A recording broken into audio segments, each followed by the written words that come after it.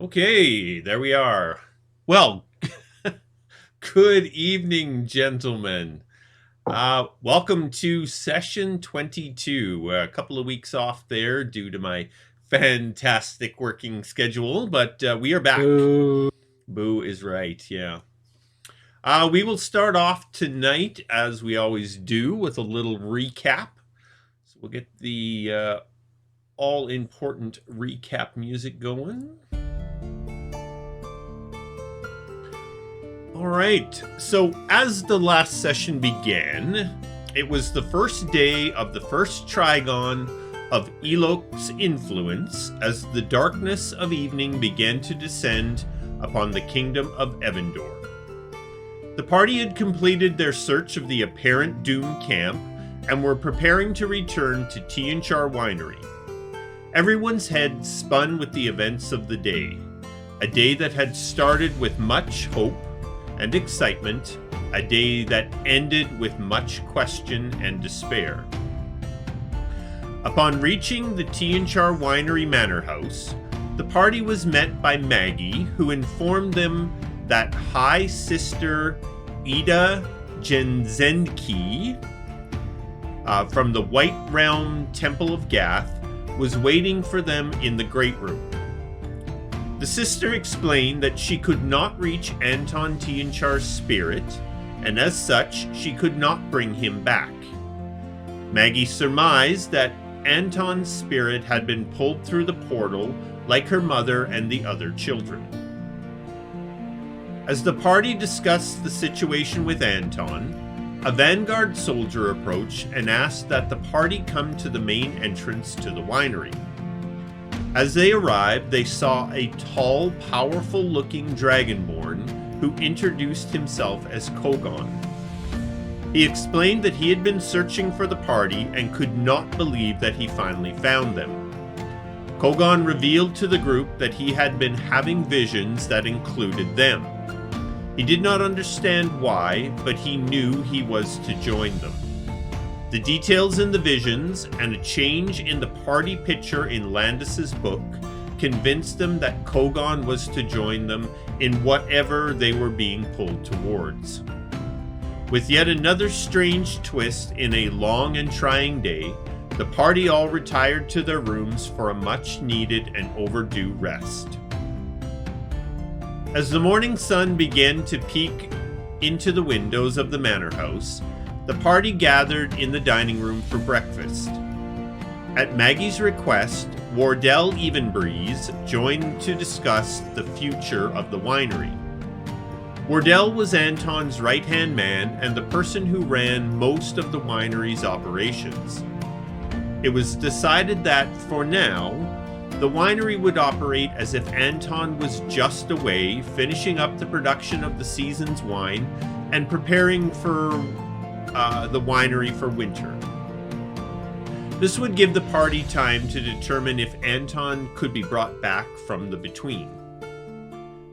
Maggie would remain at the winery to assist Wardell and play host to their guests. The party would travel to Praddlepoint to pick up the skyship that Landis's grandfather had arranged for them and return to the winery. With decisions made, the party departed for the city of Evandor to secure passage on a ship to Vargas in hopes that they could convince Windwalker Travels to fly them to Praddlepoint in Nome. The party ended up on the Misty Grey captained by Renya Suntrapper. The voyage was uneventful, and the party arrived at the docks in Vargas early morning on the fourth day of the first Trigon of Elok's influence. Nightingale was able to locate Malcolm Petterin, who informed the party that Windwalker Travels were away and would not return for several days at best. He suggested that the party secure passage on one of the airships that flew out of Vargas and took the party to the Lonely Horizon, captained by Bromley North. The ship was secured and the party departed at high noon for Praddlepoint. Again, the voyage was uneventful, but it was an excellent opportunity for Kogaan and the others to get to know each other. Kogaan proved to be an excellent cook who treated the party and the ship's crew to fantastic meals. With Lafferty's additional jugs of ale, the trip was an excellent chance for the party to enjoy some much-needed rest. Late in the afternoon, on the 6th day of the first Trigon of Elok's influence, the airship docked in Praddlepoint and the party departed the ship.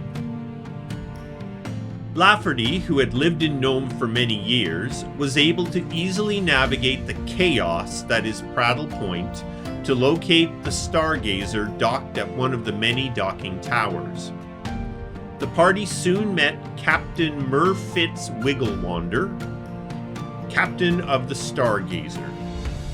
The captain gave the party an extensive tour of the ship, including discussing its history and the crew. After being asked when they could depart, Captain Merfiz explained that most of the crew were on shore leave. He was confident that he could muster the crew and have the skyship ready to depart at first light the next morning. As today's session begins, it is early evening on the 6th day of the first Trigon of Elok's influence. Captain Merfiz has just finished up his tour and departed the Stargazer to round up the crew. The party stands on the aft deck overlooking Praddlepoint as the sun begins to set on this strange industrial city. The duty crew has already begun preparations for the morning departure. There is much to be done. I'll drink to that. Ooh, Colin, you outdid yourself there. How's that? It's great. It was a wonderful recap. As everyone goes, oh, that's what happened. Yeah. That's what we're up to.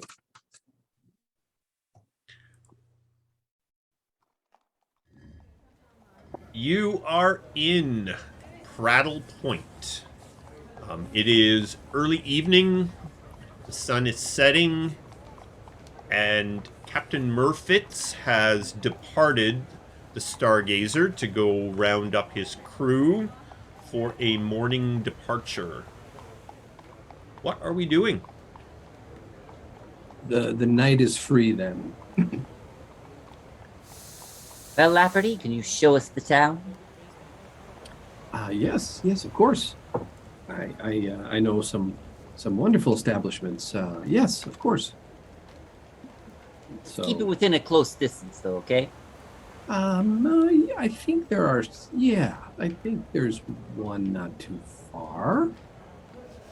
Will we be sleeping on the ship tonight?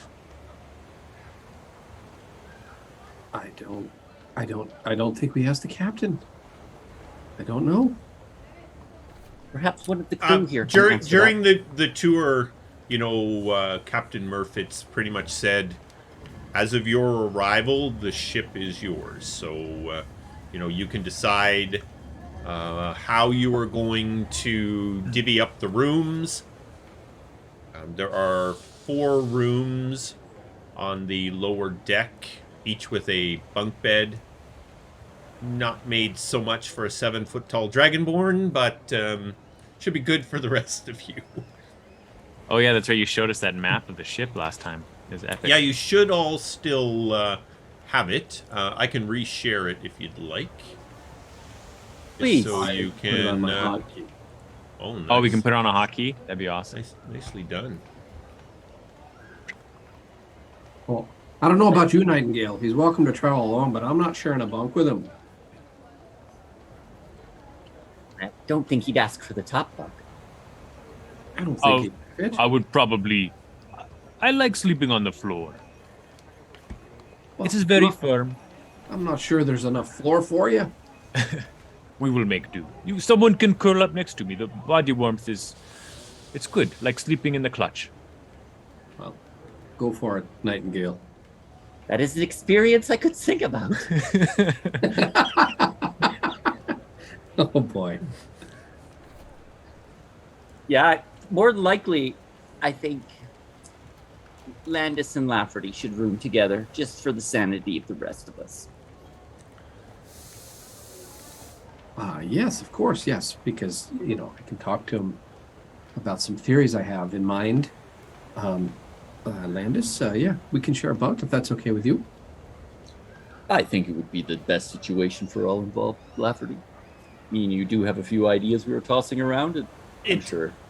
It has been obviously a little while. Any question? You all have the Stargazer now, I believe. Any questions about the ship?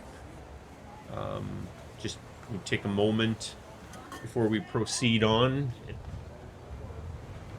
I think the bunks are on the lower deck, right? I see the 4 there. Yeah, the red beds. Yep, the red Yeah, beds in the 4 rooms. Those are bunk beds. The rooms, each of those rooms are set up basically for 2 people. There's a chest. How big each a on crew? How big is the crew? Do we know? It was I can 12 crew members and the captain, wasn't it? Something like that. That's what it was. 2 crews, so 24. Got a rotation of guys. They There rotate. is 19 Oh. total in the crew.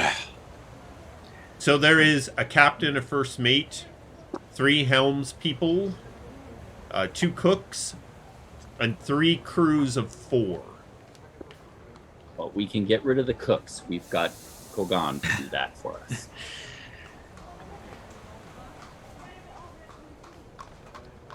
And Merfitz Wiggle Wander, is that correct? His name But he is likes to. Captain Merfitz Wiggle Wanderer. And he likes to just be called captain. At least that's the note I wrote down. Okay. That makes it a lot easier. His name is a mouthful. Oh, Yes, he wants his entire name pronounced perfectly every time, or I don't want to know how he got that nickname. Anyway, Wiggle Wanderer. where does his wiggle wander? We don't know. Vargas. Anyway. All right, focus, gentlemen. Focus. okay. So no other questions about the ship. No. You can see there's on the main deck, the front. That's the crew's part of the ship. Back, you got Captain Merfitt's room, and then the captain has a bit of a pub that he likes to run. Then there's starting on the lower deck, the aft.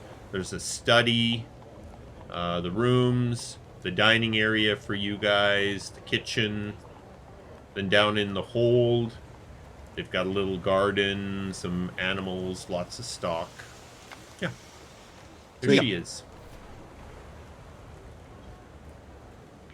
Great. And how fast do we travel in this thing? On a sky ship. Yeah. So a sky ship travels. Just bringing it up here. Because I can give you the. So a sky ship travels normally at 16 miles per hour. 8 miles per hour in a headwind, 24 miles per hour in a tailwind. So comparatively, if you're traveling on land, you travel 24 miles in a day. So basically, a skyship travels that distance in an hour and a half. Airships travel 8 miles per hour normally. Sailing ships travel 4 miles per hour normally. So skyships are fast. Rock on. Well, Lafferty, lead the way. Let's see if we can find some entertainment to kill some of these hours while we're in Praddlepoint. I could eat. Yes. Well, Kogaan, is there a type of fare that you're interested? Although, I mean, the gnomes are quite talented. They have a very distinct palate. But perhaps we could find something for everyone. I'm happy to try anything new. I'm game for that.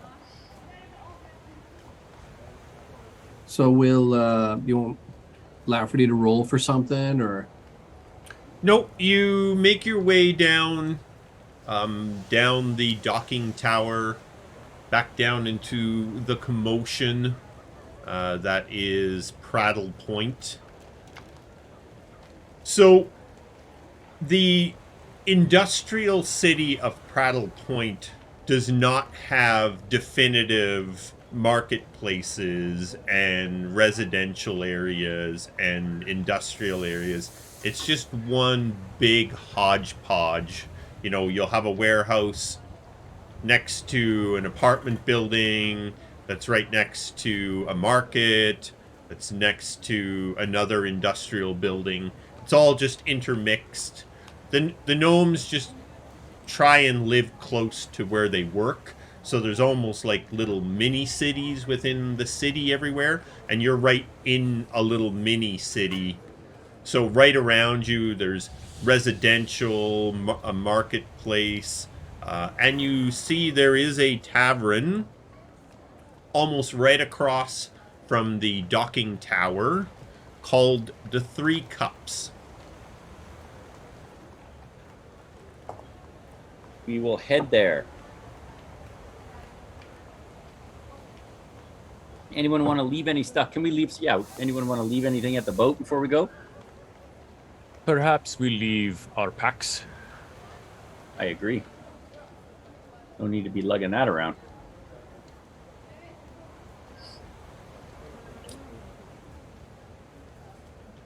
All right, you leave your packs behind. You make your way over to the Three Cups.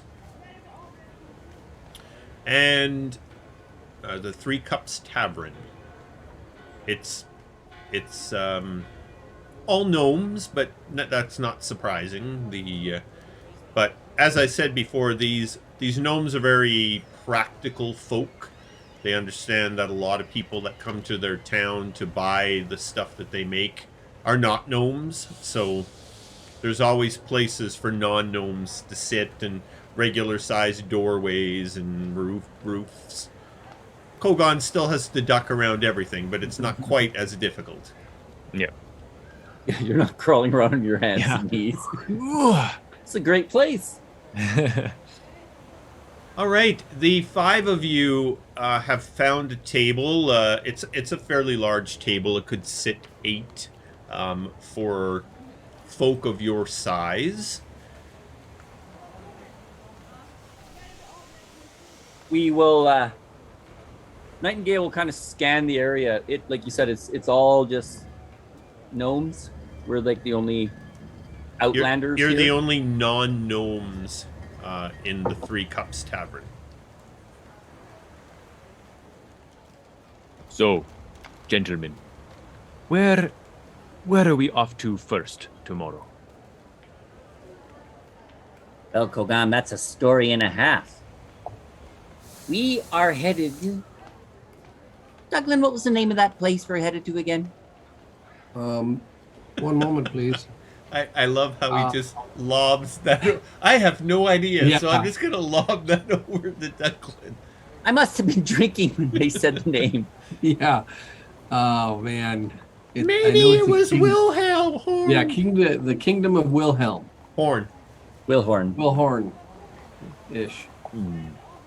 Our tale starts with the king and queen being kidnapped. Well, we have a lead. So one of my contacts is at the Laughing Fox Inn. But yes, it's Wilhorn. That's where we need to go. So this kingdom is without their king and queen. Well, they've got fake ones. They've got fake ones in place. You see, the king of Wilhorn wants to be allowed in the protected lands. And his theory was if he could kidnap the king and queen of Evandor, he could sway the vote, as he was only ever one vote out of joining the protected lands. So in kidnapping, he hoped to sway that vote to get his kingdom allowed into the protected lands. So king and queen of Evandor are Evandor, yes. And this king of Wilhorn is the suspect. Well, due to our last bit of information, he's not just a suspect. He's guilty. He has the king and queen. We have an insider that went to, well, Douglan used to work with him in the guard. Yeah. He's to be trusted. And he said he discovered the king and queen and was going to fetch them. We figure we might as well check to see if we could facilitate him in some way before we head back to Tian Char. A presumably waiter comes up to you and he says, "Hello there. So, what can I get you?" In Gnomish, Lafferty will ask what the special is, what they're known for. He looks around, runs back over to the bar. You can see that there is a wooden box sitting beside the bar. He grabs the wooden box, comes running back over to beside where Kogaan is sitting. He lays the box down and stands up on it, so he's almost as tall as Kogaan is sitting. And he says, "Well, we have a fantastic fish stew with buns and butter today. And today, since it's our only dish, that's what we're known for." I will have 3 of those. Oh, my. Of course you would. Anything to drink?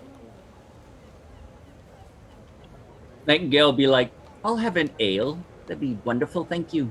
Oh, we have a very fine ale. It's called Pikeman's Ale.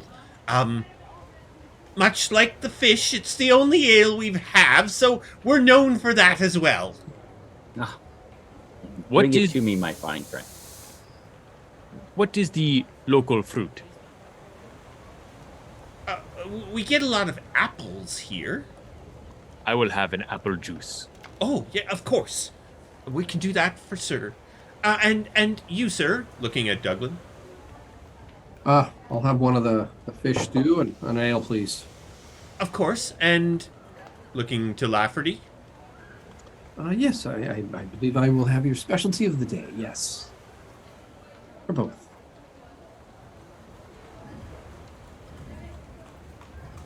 I would assume that would be specials for everybody. 3 for my big gold friend. And Of course. I will have. Do you have a house wine? We do. Let The me guess. boss, he calls it Arcane Wishes. It's quite Sounds- good, apparently. I will have a glass of that, sir. Excellent. And I will be right back. He jumps down, picks up his wooden box, and heads off to the kitchen.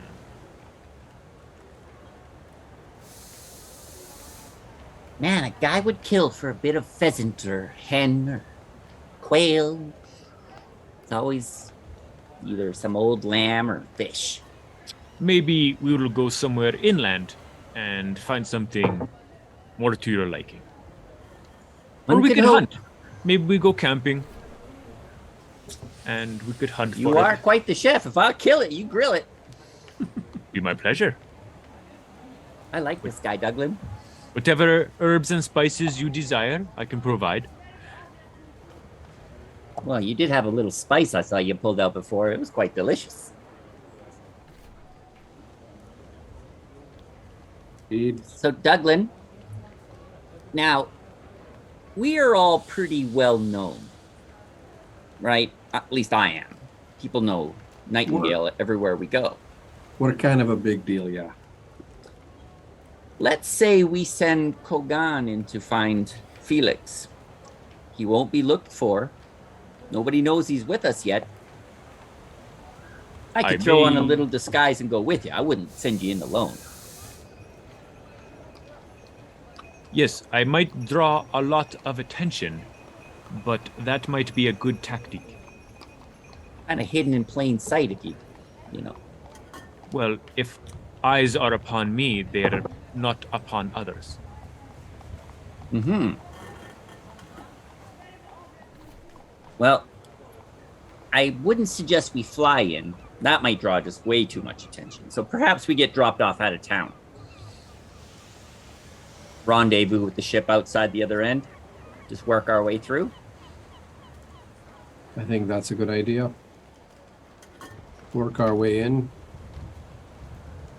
It might take us a little while to find the Laughing Fox Inn, but I'm pretty good around a city. Yeah. I mean, quite frankly, Douglan would, myself would be the only one that could tie us to anything. Evandor. A lot of you are all out-of-towners, as far as I'm concerned. Well, So perhaps not drawing that much attention. perhaps this might be an opportunity for you to don Jasper Petty's list again. You will have to knock me out and do that. I will not do it voluntarily. Be arranged.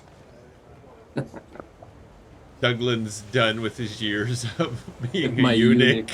days. are My behind eunuch me. days are over. Yeah. All right, your waiter returns, dishing out the food, and the drink, and is it anything else then? No. This looks quite delicious. Thank you. Go ahead. Are you regularly working here? Oh, yes, I've worked here for years. You don't happen to know Captain Merfiz, Wiggle Wanderer, do you? I believe they have an airship docked here somewhere. They've been down for a few pints over the past few weeks. Yes. Are they a good bunch of fellas? Oh, very good. Yes. Good tippers. Excellent. Anyone need anything? We're all good? If you need Don't anything, just knock. flag me down. Will do. As he leaves, though, Douglan's going to say to the table, Nightingale does have the right of it, though. We need to discuss how, if that is our next stop, how the best way to get in contact with Felix Argano, a.k.a. Lord Falmorn. I'm hoping, in addition to him finding the real king and queen, that he might have a plan on how to extricate them. So there are allies in this Wilhorn. Correct. People who oppose the current king. Well, we don't know about that within his kingdom. Lord Falmorn is he was a former head of the Royal Guard here in Evandor. He dropped his post to go take this on because he knew something was up. I see. So I believe he is either infiltrated or used an identity to get information needed in that kingdom there. Very honorable and brave thing. Indeed, he's yes, a lot to learn from him. So I think that's our first stop, to get as much intel and information, and maybe he does have a plan to extricate. Colin, are there oh God, what are we? What am I? Vanguard? Vanguard in Wilhorn as well? Yes. Okay. And I can also leverage some local Vanguard if need be. Well, let's pray it doesn't come to blows, fellas. Because if we've got the king and queen in our custody, and it gets down to a fight, we all know it's going to be a bad situation. For them. Let's see. No, it is probably wise to start out small, but prepare for numbers in case of an emergency. Lafferty, you have that way of whispering communication to someone within eyesight. Is that correct? I actually don't, but I do have I some stones, I can give one to somebody else and we can communicate regularly if we need to. Well, I'm really liking the idea of Kogaan being the distraction in the Laughing Fox Inn so that we can get in, talk to Argano, and get out. So perhaps we group Lafferty and Kogaan together.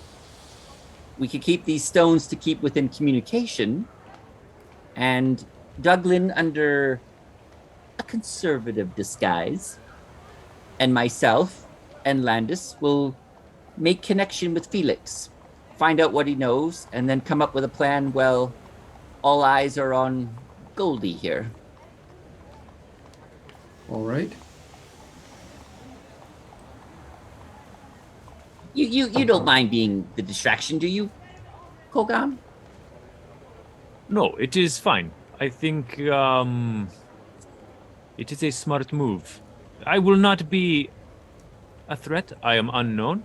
I am just visiting this fine kingdom. I am interested in its peoples. Yeah. Maybe this king. Have you been to Wilhorn before?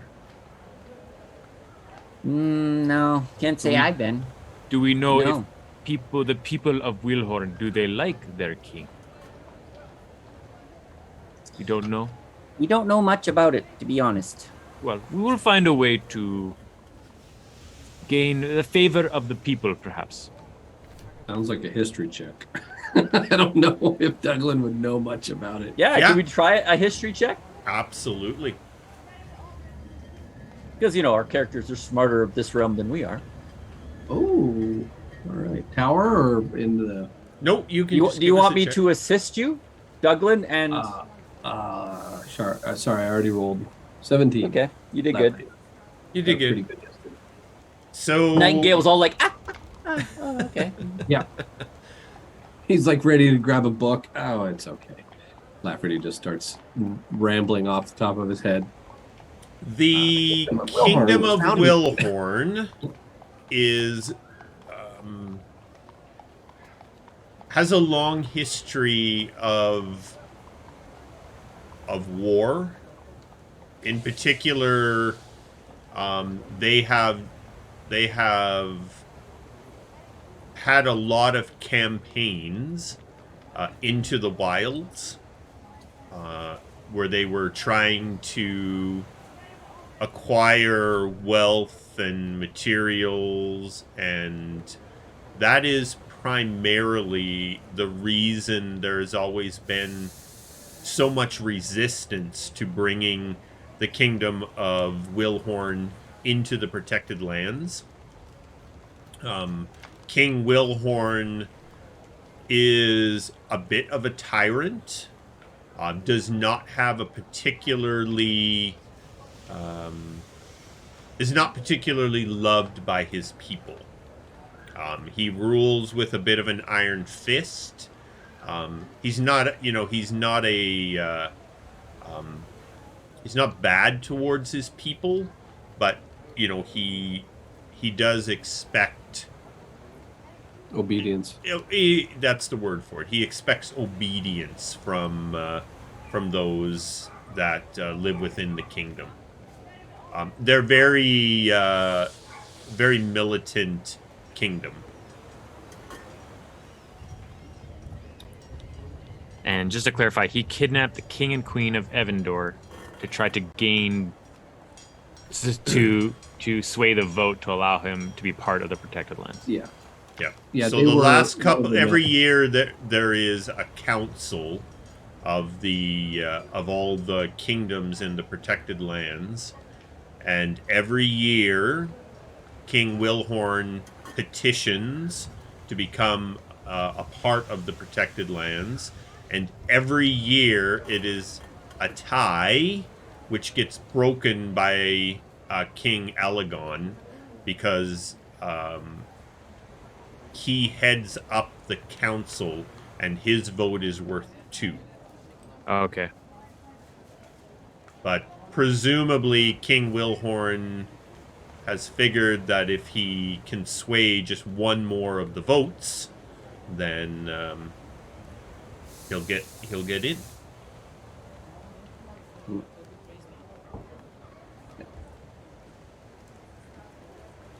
Douglan will chime in and just say, "You see, Kogaan, this Wilhorn has, well, in my opinion, just a little bit too much ambition, and that's why half the kingdoms don't really want to have them join, because most likely he won't stop there. Look at the lengths that he's gone to secure a vote, kidnapping the king and queen." And you know they can't stand. Once the vote is done, what do you think he's going to do with them? Right, well, he can't just allow them to go back, can he? As you are chatting, a gnome comes in through the door, kind of looking around, seeing you at your table, makes his way over there, and he says, well, excuse me. My name is Davwar. I am a part of the Stargazer's crew. And the captain is asked, as soon as you are done here, if you can please return.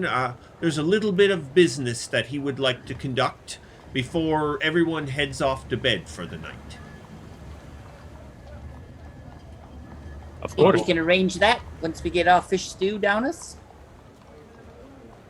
Kogaan is like, when we do? Yeah, Everything's sorry, gone they're all already. Yeah, Alright. three bowls stacked up already. Yeah. He doesn't even use a spoon, right? He's just like, big bowls, yeah. Got a It's big easier mouth. for his big dragon mouth, yeah. Davwar kind of gives you a little nod and heads off back out the door. All right, let's find out the business. Nightingale will flag down the waiter and pay him. All right, it is 3 gold pieces for your food and drink. I'll give him 3 gold and a silver. Oh, thank you very much. That's very nice of you. Come back any time. Maybe for breakfast. We'll be known Thank you, for other Nick. things then. Other specialties. Well, Lafferty, I apologize we didn't get to go visit your home while we were here. That's all right. We've got things to do. I understand. Perhaps now that we're more mobile, we could come back. Yes, that would be lovely. Anyone else have anything they need to do? As Nightingale's pounding his drink. It sounded quite well. Davwar made it sound like we needed to make haste, so I think it's more formalities, but yes. all right. Lead the way, Davwar, or did he wait for us? No, he headed off back out of the tavern. All right. Lafferty, you remember how to get through this colony of ants? Lead the way. You're not far away. Yeah, the dock's like right across the street Yeah, almost. Yeah. Right, it's almost right across the street. Exactly. But it's gnome streets, so it's not a direct line. Every time you can see it, it turns. Like, no! Yeah. You keep moving. It's like a stream that's just moving all over the place. Yeah, You're yeah. just trying to wade through it. We will head back to meet with Merfiz Merfiz, on the the Wiggle Stargazer. Wanderer. You arrive back at the Stargazer. You see the captain is talking to some of his folk as they begin preparations for the morning departure. Seeing you approach the ship, he comes over. Well, welcome back now. I'd like maybe we could sit down and share a pint and talk a little bit about where we're going right away. I believe that'd be a good plan, sir. Yeah, you could have joined us for dinner. We had the same subject. I had to get the word out to make sure all of my people found their way back. They haven't had many shore days, and well, you know what happens. All good, Captain. All good. Do we end up in his little bar?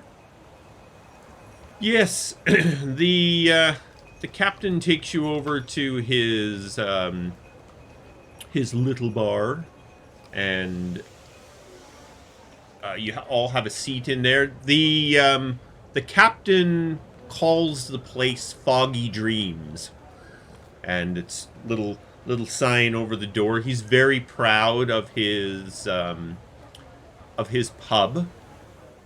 As you get inside, all along the walls are shelves. The captain has a very impressive collection of ales and wines and liquors in all kinds of strange bottles that he's collected from all over during their travels. You all have a seat at the various tables. The captain says, now, before we get into business, there's just a couple of things I didn't quite get to when we had our little tour of the ship. First of all, Mr. Kogaan, sir, I just want to sort of apologize ahead of time. I'm fairly sure some of my crew, at least initially, are going to find you a little bit intimidating. Being your likeness to a dragon and all. But I'm sure once they get to know you, everything will be fine. But I just wanted to apologize ahead of time. None of us ain't never seen one of your people before. Well, as you can see, I am Yuvon Dovahkiin, a golden dragon. And golden dragons are all very, very friendly, very nice. Yes, I'm sure you hardly eat anyone accidentally. Oh, never a person. Okay, good. Whew. Well, we got that out of the way. So, I am wondering then, when Landis's grandfather spoke with me, he didn't give me much of an indication of where we might be headed to, so just so we can make sure the ship's ready for wherever that is, it would be good for us to know. Landis will kind of, adjust himself in his seat for a little bit, and he's like, Captain Merfiz, if my grandfather trusted you, I hope to believe that we can trust you. Our first destination is the kingdom of Wilhelm. Or Wilhorn. All right then, and where in the kingdom of Wilhorn would we be going? Well, I do believe you won't be going to the kingdom of Wilhorn. You'll be dropping us off outside the city, as we don't want to draw much attention to our business there. Then you're going to the city of Wilhorn, it is then? Yes. Understood, yes.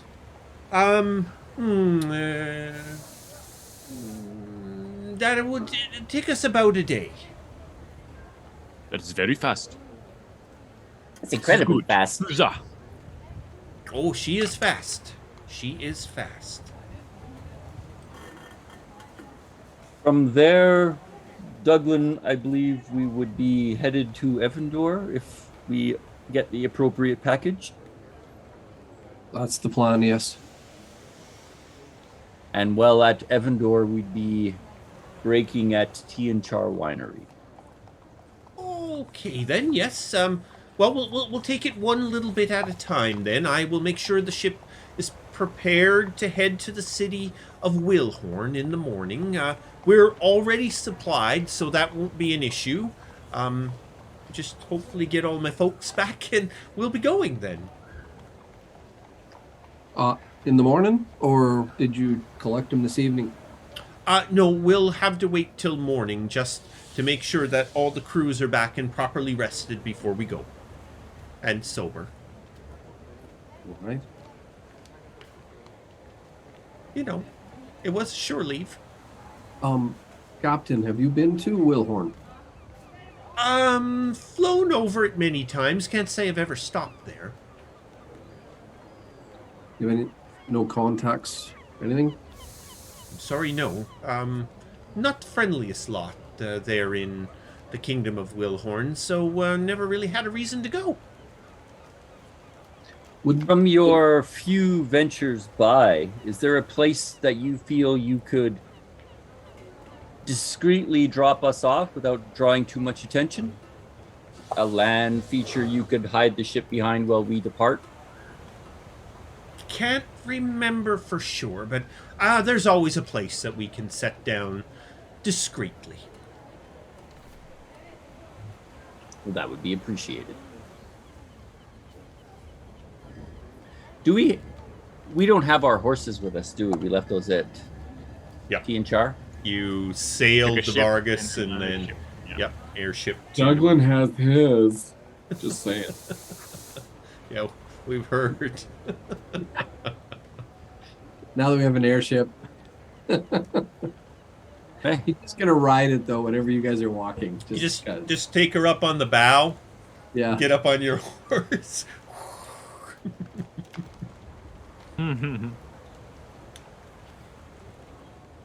So Captain Merfiz, he's offering you samples of his ales and wines, and Kogaan, finding out that you're not so particular to the alcohols, he introduces you to a very fine honey mead that is alcohol free, and it is very nice. Thank you very much. This is very new to me. It is good. So what are we doing?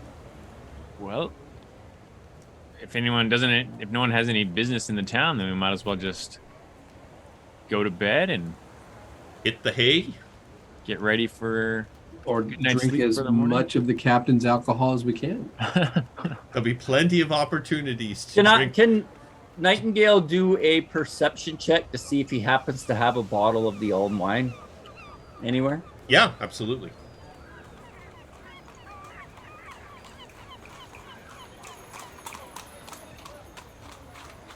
No. Oh, Well, I do have an affinity to it, so like if there's one here, I'll smell it.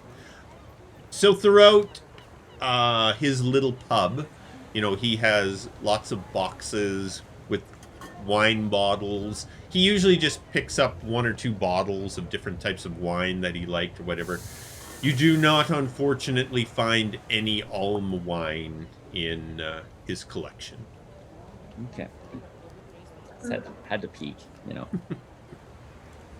Oh, he's quite happy to show you every bottle and tell you a long-winded story on how you acquired it. So perhaps this evening, Douglan, you and I should bunk together. Kogaan can get his own room. Lafferty and Landis will crash together, and that way I can work on a bit of a disguise for you. So that when we Excellent. head in, your little excellent. tuck here, nip here. Marty, Nope. it's already in the works. There'll be no nipping. No nipping this time.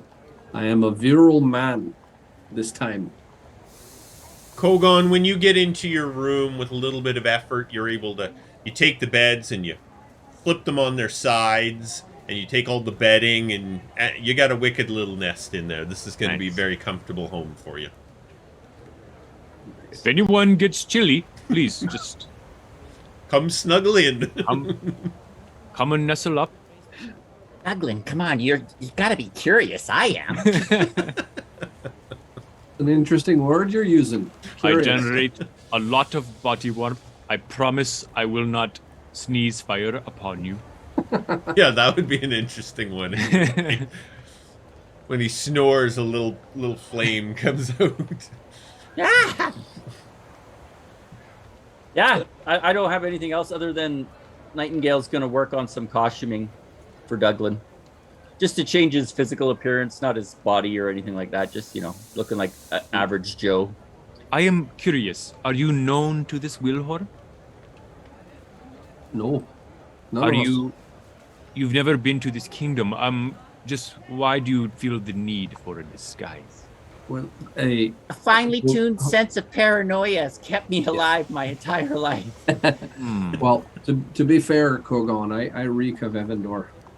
If you knew, we kind of have a way about ourselves, so better to not take the chance.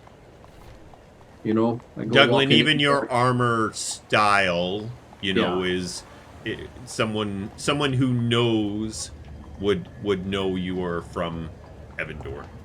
Yeah. Is there any way through discussion with Lafferty that Nightingale could alter some of the appearance of his clothing and stuff? Just to cover up distinctive features that would help with the disguise. I've got a couple hours to work on it, so. Sure. I'd be basically Lafferty could offer some assistance, some help to you as you're going about tailoring your costume. While they're working on it together, he's also going to want to talk to Nightingale and Nightingale, I've been thinking about this. I know it would be nice to have one of the stones with one group of us and one with the other. I can only use it once a day. Perhaps, wouldn't it be better if we gave it to the captain? And so if we needed a quick escape, the airship is going to be the best way to do it. I could also fasten a rope that can go up by itself, and that way we can have a quick escape there.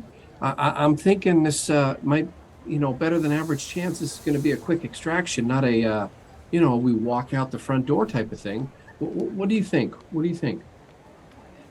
Well, as much as it pains me not to be in constant contact with you, I think you're on the right track. It would be to our advantage to be able to contact the captain whenever we needed him. Yes, it's again, it's once a day. But he has it like we did with the other rowboat captain that time, if you remember. Mm-hmm. And this way, we can map out where we're going and say, hey, come get us, and we're gone. Make it so. Number 2. All right. Yes. As the evening progresses, you are all doing your thing. You hear the crew trickling back, through the evening into the night. Some of them sound a little tipsy, badly singing gnome songs, which Lafferty starts to sing along to equally badly. They think it's great. They think they're singing fantastic. Totally. The gnomes are known for their fantastic medley of pitches when they're singing. Nice. Yes. Why pick one pitch when you can sing a medley of pitches? All of them. The one layered all over at once. The other. Yeah. The night is uneventful. Things, things quiet down. And as the sun comes up with first light, you are all awaking to what sounds like a fair amount of activity up on the main deck. Well, gather the few of our belongings. Again, I'll just leave my backpacks in the room and head up on deck to see how this thing gets going. Yeah. As you leave your rooms, there is Kogaan in particular. There is just fantastic aromas of breakfast in the air coming from the forward area of the lower deck. We'll stop in. grab a quick breakfast, and I will make note to speak with the cook at some point. So where the table and chairs are there on the lower deck, there's already a big breakfast that's getting laid out. All kinds of food. Obviously, someone is trying to impress you all for your first meal on board. Lots of pancake-like stuff and eggs and meats and just huge spread of food. I say to Landis, your grandfather, was it, arranged this?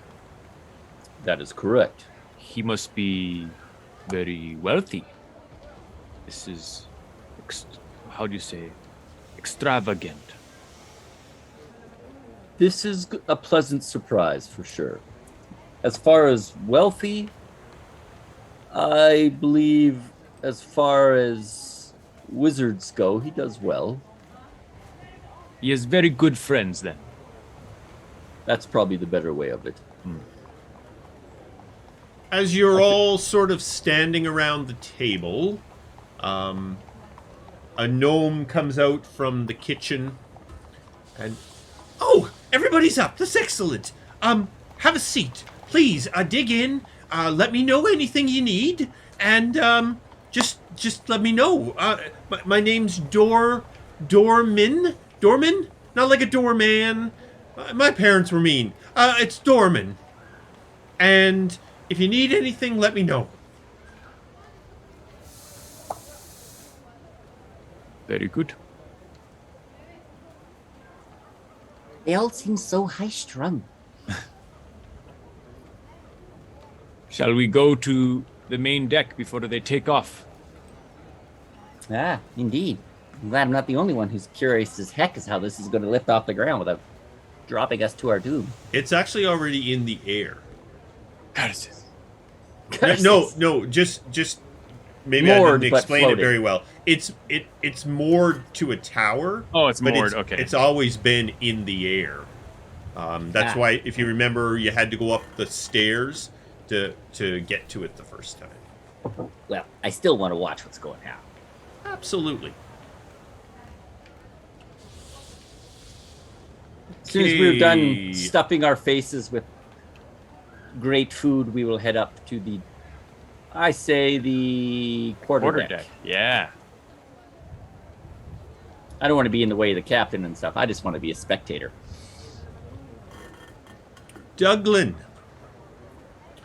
Yes, sir. as you are heading up the stairs, there is a voice that comes to you in your head. Not again. The voice says, Douglan, it is Brel. The king and queen are safe. Belmorn is working on getting them back into power. We are all good for now. Brel? Remember we sent him up there? Yeah. I assume I can reply to this message. So 25 words or less. All right. Let's see.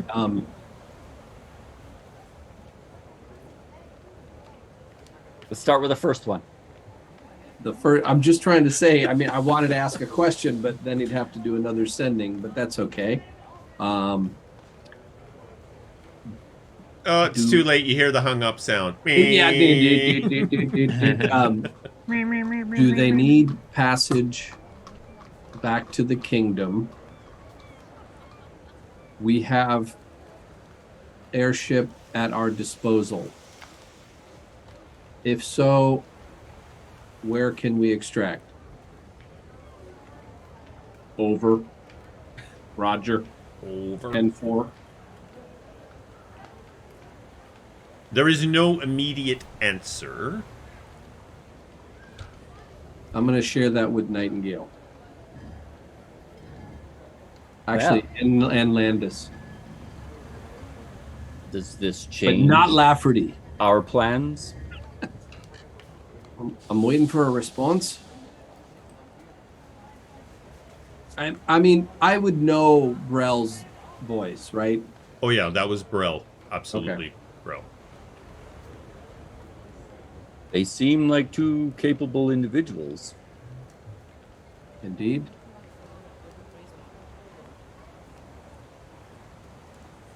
No response, though. Landis puts a hand on Douglan's shoulder. Don't sit around waiting for a call all day. Ah. When I was a teenager, there was this lass. Anyway, so, all right then. Well, do we just listen to the wizard and not go? Well, if my recollection of the protected lands is correct, we won't be far if needed. Perhaps we could take this opportunity to head to Windrest, where I may deal with the few matters I have there. Or do we want to head back to Tianchar? Douglan, you feel the same sensation you felt as you got the last message. You get a little tingling. You somewhere hear the king and queen are now hiding at Cortland Keep in Wellspring. Lord Falmorn is making arrangements to oust the imposters. All right. So, Took him a little time to cast it again. yeah, the ritual. All right. I pass that along to Landis as well. It seems that would be the direction to go then. Then shall I alert the captain our plans have changed to head to Windrest instead? I think that's a good idea. Well, Douglan, I do appreciate the opportunity to clean up some personal matters. Of course. And let me know how I can help. At this point in time, I don't know what to expect. My parting from Windwest was complicated. It always is with you, fancy lot. And your spell weaving. Excuse me. But I'll have your back. I'll go inform Captain. If you want to join the others, they all seem very excited to watch the departure. Yep. Perhaps you can feel out this Kogaan. Yeah, I'm thinking, if we have some free time, I'll set a sparring by myself. I'll give him a go. See what One he's got. warrior to another. Exactly. That's usually how we get to know each other. He's a big boy, though, isn't he? There's a nice big area on the quarterdeck there that you can spar. I am not too familiar with Dragonborn. I don't know if he's a average species size or imagine if he's a runt. Oh, he has explained in your conversations that he's large even for a dragon. He's big for a dragon. He's 3+. He's Right. 3+. He's at Over least 300. 3 bowls of fish stew big. Yeah. That is Yes. true. That's true. Yeah. So Landis will go find Captain Merfiz and relay the information that we'll be headed to Windrest instead. You find the captain is up at the helm, talking with the helmsman. Just as you arrive, the sky ship starts to back away from the tower very slowly, starts rising up into the air. The helmsperson, this airship, or sky ship, pardon me, it has what looks like a traditional wheel, but you notice 2 of the handles on the wheel, the ones that are sort of off to the left and right, are a silver metallic color, and the helmsperson is holding on to those, and they have their eyes closed. Now, you saw a similar behavior the Dragonfly and the Summer Wind, where they showed you that when you're holding onto the helm and you close your eyes, you get an overhead view actually of the ship, and that's what they use. They can see all around the ship like they were up above it looking down. Cool. And the ship is just it's just floating straight upwards right now, clearing all of the smokestacks and towers and all of the malarkey that's up in the air in Praddlepoint. And you slowly start to head in a sort of a northeasterly direction. The captain, seeing Landis approach, what can I do for you, Landis? My apologies, Captain. We've changed our destination. Oh, not a problem. Where are we going then? We'd like to head to Windrest. I have some personal business to attend to. Windrest. Now that's a little further. That will take us about 40 hours or so. I'm sure you'll surprise us. We'll do our very best then. I will just consult with... Have you spoken with Fentra yet this morning? No, I don't believe so. She was around here. She will want to speak just a bit of an orientation she likes to give for everybody that comes on board, just to make sure you understand the do's and the don'ts, and, you know, just how best to get along here should things get haywire, or, you know, any of that lot should happen. Well, Captain, I will make sure myself and my friends are fully debriefed as soon as possible. If you choose not to wear briefs, that's up to you, but, oh, yeah, well, we'll work. Nothing from Landis. Just Landis is like, We'll work on that then. Excellent. And he'll walk away. So, is this Fentra, the cruise director? I believe she's just... You went all quiet, bro. I haven't said anything. Dueling, no comments here. Yeah.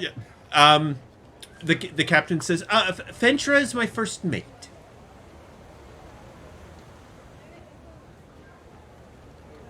You have many mates? Oh, now we're making the jokes. Yes, okay, fine. Ha ha ha ha ha ha. I thought mine was funnier. You would. Anyway, oh, there Where she will is. we find her? Right over there, just coming out of the crew's quarters. so you know, Kogaan is on the forward quarterdeck, just soaking in the high altitude breeze, and he's checking out these ballistae and just examining their craftsmanship and trying to get a feel for how they work if need be, right? So he hasn't heard that we're changing course and that we're... That Nightingale doesn't know either. He's right up there with you, like, Okay, yeah. checking it all out. Yeah. You see Nightingale's arms come around. I heard you want to fly. Well, for Kogaan, this would be a big deal. Yeah, this is... Flying this like is- a real dragon. Yeah, it's a big deal for him for sure.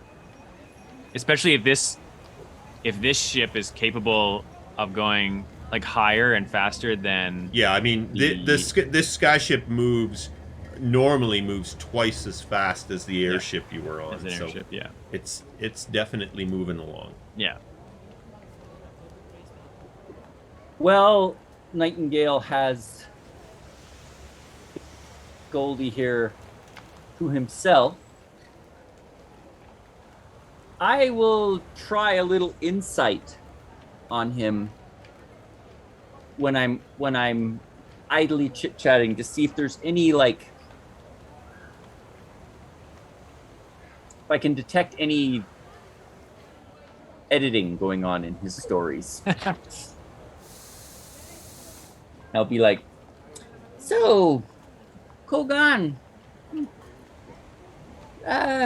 you had mentioned before that you would receive visions of us. That's right. Yes, like the one I explained to you. Yeah, about that one. You saw me, and we were like younger, and then there was an older guy, I think. Yes, 3 like ghost boys. if you wish to call them so. I don't want to know that they're ghost boys. And It was, these, 4 young boys. yeah. And I was one of them. No. No. There was 4 others than you. I'm sorry. It was a lot going on the other day. I do apologize. Of course. It is perhaps very discomforting for you. Well, it has been a lot. I'll tell you the truth. It's been a lot. I ran into an old friend I hadn't seen in a long time. He tried to kill me, but he didn't know it was me. So it wasn't really like he was trying to kill me. That Like- is. Yes, sorry. That is very. What is scary, perhaps? Yeah, it was unnerving. It's unnerving. But you don't have any like skeletons in the closet we should worry about, do we? Von Mindora, I don't understand skeletons in the closet. You're not a wanted man, are you? Fleeing crimes that you're regretting now? Crimes? No, I have explained before. I am on Yado Balan, my quest of worth, and there are many things that I wish to accomplish, and of course there are troubles in my village. But when I am not fleeing from them. I am here to maybe seek answers or find a solution. And as far as Nightingale can tell, he's truthful, Colin. Give us an insight check.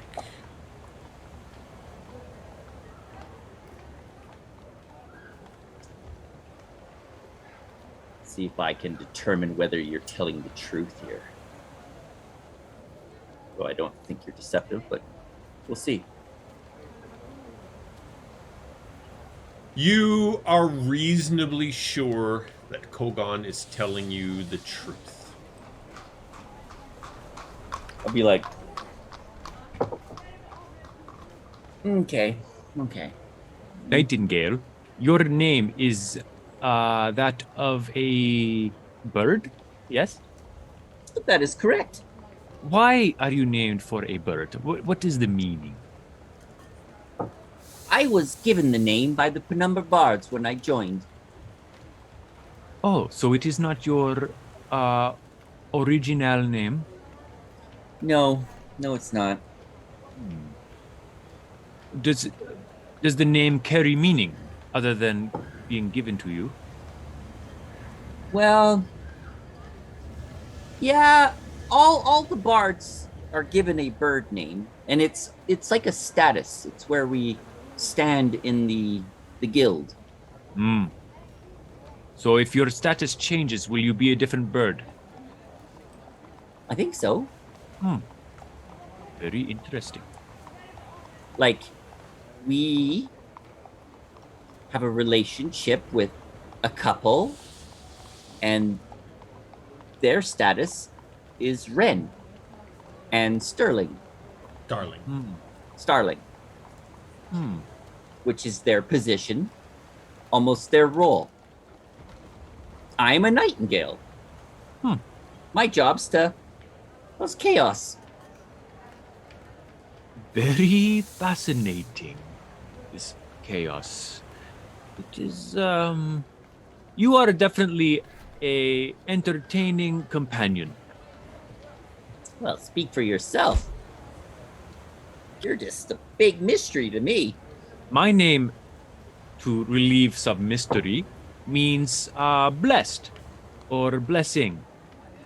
Kogaan. Blessed. My parents named me so because when I was first born in the clutch, I was very large, and Dragonborn don't usually develop their breath weapon abilities until much later. But even from a very few weeks old, I was able to have a bit of smoke. I was very advanced, and my parents thought that they were blessed to have me and that I would be destined for great things. Oh, no pressure there. Well, yes, I don't have the same magical talents that my siblings do, but I think I have been good at contributing. My nickname growing up was Smoke Puff. Nightingale will try to mask his little. No, it's funny. It's okay. Dragonlings, when we are young, we all have common language names as nicknames when we are young. It is a form of endearment. You know, it might be because of a particular trait in the clutch or based on a physical appearance, something of such. And you had mentioned that you're a, and I'm going to butcher your language, so I apologize in advance. You're a Jovan team? Something like that? Yuvon Dovaki. It means gold dragonborn.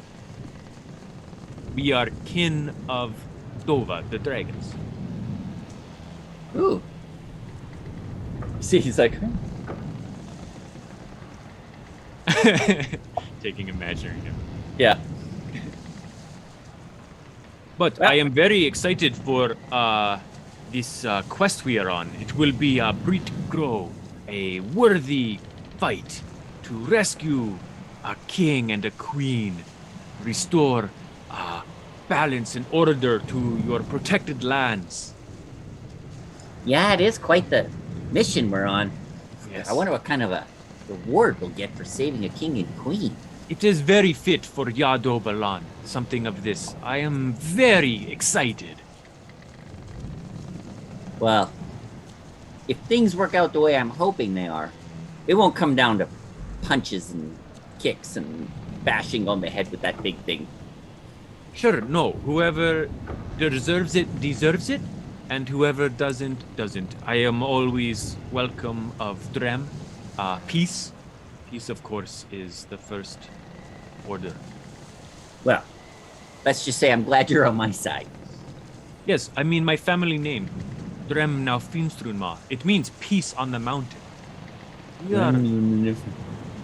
It's okay, it's a lot. Sounds like you're juggling marbles in that big mouth of yours. You're incredible. Dragonborn names are very long. They usually are descriptive of the family or their history or something. Yes.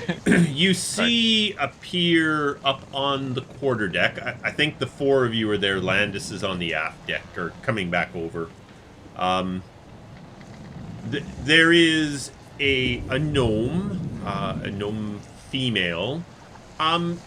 She is she's quite attractive for a gnome, Lafferty. And she approaches the four of you and kind of puts her hands on her hips and says, well now, good morning. My name is Fentra. I'm the first mate on this ship, and I need to make sure y'all get through a bit of an orientation so that you're ready for any unexpected activities during our sailings. Are you ready for that now, or would you like to eat first? First of all, Lafferty's going to say, not that he has, but he's not going to say that he hasn't. Just leave it at that. in regards to gnomes. Anyway, I thought you were talking breakfast. I would assume, Fentra, that knowing my companions, they're probably going to want to eat first. That's quite all right. We could start downstairs with a little breakfast, and I can introduce you to the cooks. Kogaan, you might want to join us for this. We're going to meet the chefs. Huzzah! That is good. I may have snuck some food on the way up. I'll still eat breakfast. Second breakfast. It's good. You make your way down to the galley, and all the food is still there. Ventra walks over into the kitchen. You all have a seat there now, and I'll bring out the cooks for you. A few moments later, Ventra, Dorman, who you met already, and another female gnome. Ventra says, I'd like to introduce you to Dorman. Dorman is our cook, and this is his lovely wife, Dayori. Yori, it's a pleasure to meet you. Oh, and you as well. I hope you got big appetites, because we love cooking. I don't think you'll see much go to waste with this crowd. Excellent. Excellent. And I have a question. Yes. Yes. Yes, the big dragon guy. Kogaan. Kogaan. If the Kogaan. ship is under attack from sky creatures, or if we are landing in a hostile port, do all shipmates partake in battle? Like, do you, Dormin, and Dayori, do you fight? We do. Dorman. Yes, absolutely. We're pretty good with the ballista. Because we're down here, it takes us a little longer to get up during an all call. We take on the ballistas on the mid-deck. I have another question. Of course. Ventra. What is the sound of the all call? It's a bell. We'll show it to you later on. So, just making sure everyone knows it's not the real deal, but we'll make sure you hear it so during the orientation, so you know what's what. Very good. This food is delicious, by the way. Nightingale kind of works his way over next to Kogaan and gives him a little elbow. I'll make sure you don't miss any of the fighting. It is more about making sure that we are all prepared. Douglan's gonna love you. He's probably got 7 plans already made up about how to get up the stairs. Ooh, I would like to hear these plans, Douglan, when you have a chance. All 7, please. Let you know when I have them. I'll let you know when I have them. Mostly it entails making sure the trick knee doesn't take all of the force. Every other. Biggest trick for me is getting up the stairs. But we'll figure something out. Ventra, you better take over this conversation before we go drifting off to nowhere. Well, of course. Now, I want you all to enjoy your meal.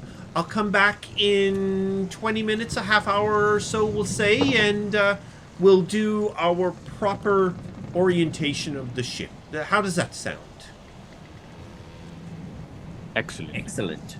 Oh, and I think this would be a fantastic time for us to take our first break of the night. What do you think? Huzzah. Looks like you guys have been drinking heavily. Why am I blurry? Nah, I think that's all on you. So we will be right back. All right. We are back. Okay. You finish up your breakfast. and Fentra rejoins you, asking you all to come back up to the main deck, where she, and I'm just going to montage through this just a little bit. So she shows you around, first the helm. She takes you up to the helm, and each of you she allows to grab on to one side of the helm while the helm's person is holding it. And when you're holding on to the one handle along with the helm's person, you get the view, but you can't control the ship. You need to be holding both handles. The helm's person that you meet that morning, the morning helm's person, who Fentra explains to you is also the ship's chief engineer, is Hismorn. Hismorn Glitterkin. He is the morning helm's person and in charge of making sure the ship keeps going. He explains to you that everyone on board the ship is required to understand how to fly it. So he takes turns with each of you. Kind of, he's holding the handles while you're holding the handles. The way that you control the sky ship is, and it takes a little practice to get used to, is you actually need to think what you want the ship to do. If you want the ship to speed up, if you want the ship to slow down. The analogy I would use so everybody can... At first, it's really awkward. It's like playing a new video game and you're holding the controller in your hand. But as you practice, after a while, you're not even thinking about the fact that you are doing these things with a controller. You're just thinking about doing them in the game, and your hands are doing the rest. As you get used to working the helm, that's how it is. It's very awkward to do at first. You're thinking about making the ship move faster forward, to go up in the air, to go down. You can cause the ship to tilt one way or the other. You pretty much have any control, but it takes a little instruction. Hismorn is explaining to you sort of the thoughts, and you all mess around with the helm through, you're up there for an hour or so, all taking turns, and he says that he would like all of you to come up once in a while, take the helm, and get a little feel for it, because he wants everyone... The idea is anyone on the ship should be able to grab the helm and control the ship if something happened. So it's a requirement for everybody on board, even if they're not a helms person, to be able to control the ship. Very smart. Fentra next takes you around, showing you all the ballista on board the ship. The big ones generally require 2 people. Then the ones that are on the main deck, the smaller ones, can be run by a single person. So for any of those big ballista, if you don't have 2 people on there, you cannot fire every turn.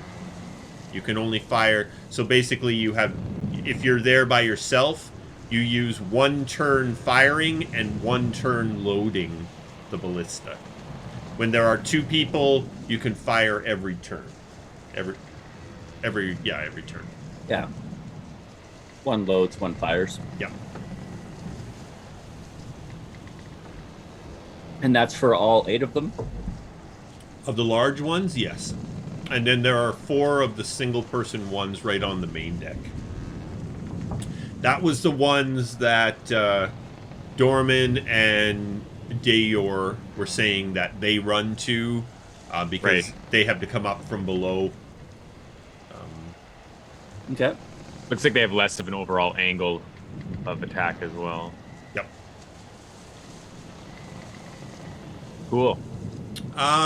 Next, or sort of the last part of your orientation. And Fentra takes you and shows you that what you'll be listening for after letting everybody on board the ship know is this is when there is trouble.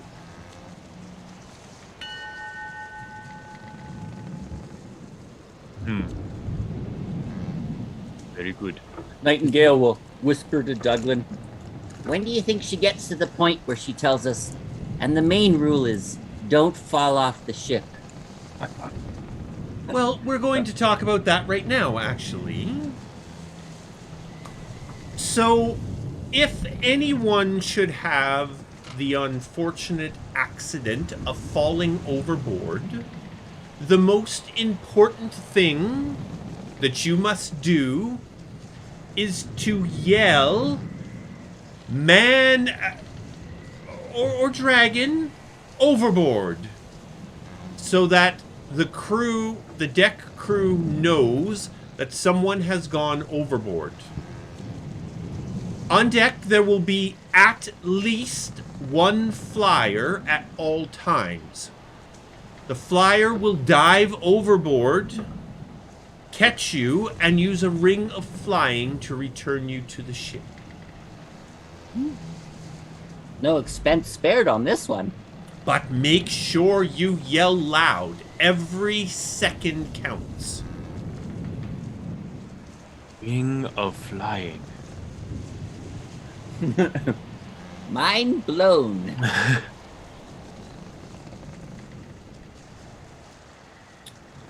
Now, does anyone have any questions? There's only one part of the ship you're not allowed, and I do believe the captain mentioned you cannot go into the underbelly of the ship. That is where the workings of the engine... I wonder if there was such a word. That's below the hold. Yes, below the hold. Yeah. That is where the workings of the ship are, and only the captain and the engineers are allowed to go down there. Very dangerous place, I hear. We do not want to be in anyone's way. I agree. Well now, do enjoy the ship. She is yours. Everyone is quite friendly and does like to get to know anyone that travels on board. Kogaan, I hope the captain has maybe spoken to you.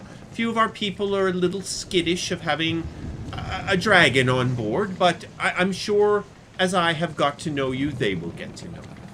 I do have a question about that. Yes. Have you been on this ship long? Oh, very long. So you have traveled many places and had many hours upon this ship. I have lived here a good part of my life. Have you then... Is your fear because you have encountered dragons? I am a bit embarrassed to say, but yes. We have had a couple of unfortunate encounters with the bad dragons. In the northern lands, we were sent to collect some particular ice made from seawater. Very strange request it was. We had to get it and get back as quickly as possible before it all melted. But there were, well, I don't know, maybe snow dragons? Is that the kind of dragon? I'm not very up on my dragons. White? He was white. It was very white. And it attacked us while we were there. We were able to get away. I don't know if we just weren't as appealing as it thought, but it's left everyone here a little skittish from that particular experience. How long ago did this happen? Oh my, that was many years ago. Maybe 5, 6, 7 years ago. In the Northlands, and that is the only place. Okay. It's the only dragon that I've ever on board this ship. Yeah, it's the only dragon I've ever encountered, and well, it left everyone a little on edge about dragons. You know, there's not as many around as. Well, actually, there could be lots around. I guess we just don't see them every day. Well, how if you can recall, sorry if this is difficult to talk about how large? Oh, it was very large. Very as large. big as your ship? As big as the ship, indeed. Well, adult. Maybe not ancient, but okay. Very good, thank you. Oh, yeah, absolutely. It took us quite a while to deal with the damage. It was quite an encounter. Indeed. Ventra, is there anything else you need to discuss with us? No, you're quite free. Enjoy the ship. If you have any questions, I'm here through most of the day, and if not, there will always be a second mate with each crew that you can speak with. Who would be the second mate of this crew? The morning crew, that's Horston.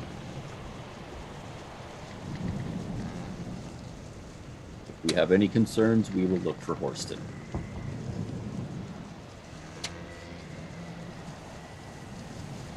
I would Now, like to... Oh, go ahead. I would just say, now that I have you all at the table, there's a slight change of plan. Oh. Douglan has informed me that the king and queen are returned from Wilhorn and are at a safe location. So we have changed our destination to Windrest. I have some pressing issues of my own to deal with, and we will make a short stop there before we head to Tianchar. So we are not going to this Wilhorn? Not any longer, no. And the king and queen are not kidnapped? They were kidnapped, but it would seem that our comrades managed to extricate them from Wilhorn and have them in a safe location until they can get them back on the throne. You see Kogaan looks a little deflated for a second, thinks for a moment, throws his head back and like laughs out loud for a few seconds. It says, Orin Brit Ro. Very well. Douglan pats him on the back and he's like, Kogaan, there'll be no shortage of action for your golden quest or whatever it is. It is Don't fine. worry. It is a sort of irony, you know? I am here to do the quest, to help, to do great things, and I join you for your problem, and then your problem is solved. Well, to be fair, that's just one of the many problems that we have going on right now, lad. So, don't worry. You'll see some action soon enough. It is fine. We're going to this place of Landis's. That It is correct. the home of your magics. It is the school I attended, yes. Yes, this I am very interested in seeing your home.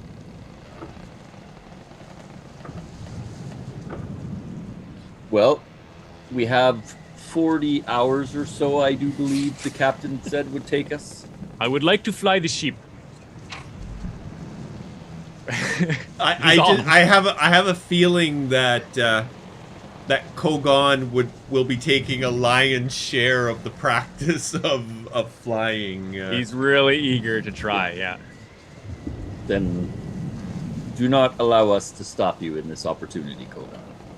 So if we're gonna montage a little bit, definitely Kogaan would take a hand at flying the ship a few times. It's like every few hours he's back up. Yeah. I want to be very good at it. Just in case. Okay.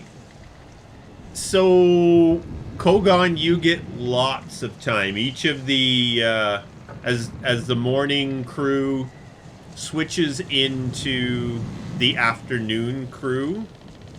Galfi is the helms person in the afternoon. She is also the ship's healer. And she is quite happy to let Kogaan fly the ship, giving you lots of coaching.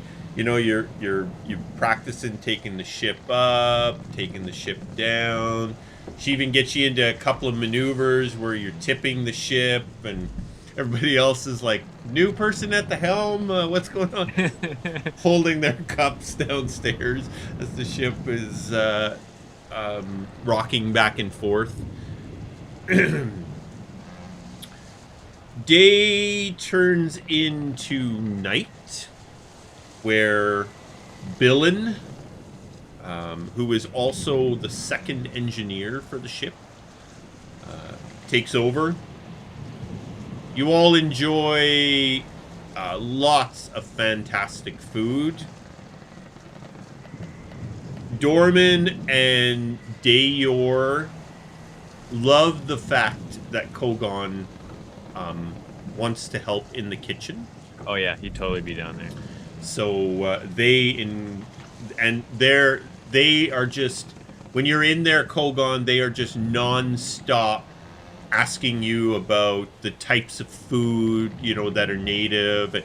They are infatuated with this little spice pouch you have, and oh yeah, I'm busting out the Heward's handy spice pouch and, like, you know, sharing all sorts of like exotic flavors and getting their ideas and pulling out new stuff that they recommend and things like that.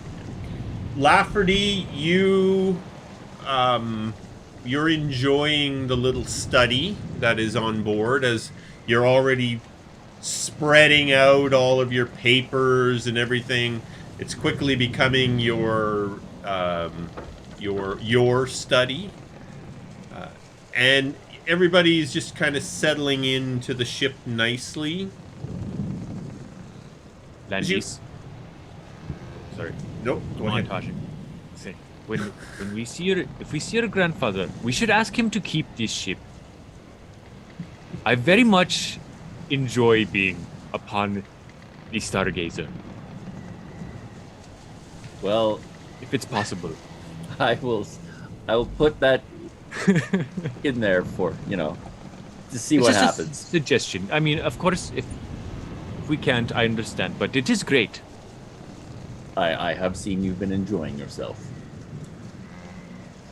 And well, we're kind of got this 40 hours. Landis is going to get Lafferty to have a look at the crystal and the key. Him and Lafferty will kind of put their minds to coming up to whatever they can gleam off it in their time. Okay, let's what we want to do here. Do a couple of different checks. So give me an Arcana check. Do you want to assist me? Yeah, I was going to say I'll assist you. Assist.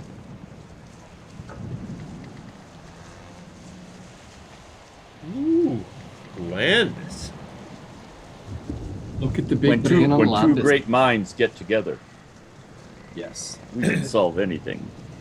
So Landis, what for the crystal and the key, you are certain neither is magical in any way. You know, there is no indication that the crystal and the key by themselves have any sort of magical power. Okay.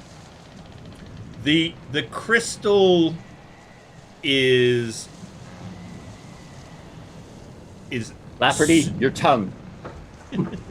Tell me about it. the crystal is completely clear. It's a perfect square, perfect cube, and it's so clear, like you can see right through it like a piece of glass. There's no imperfections in it whatsoever. Nice.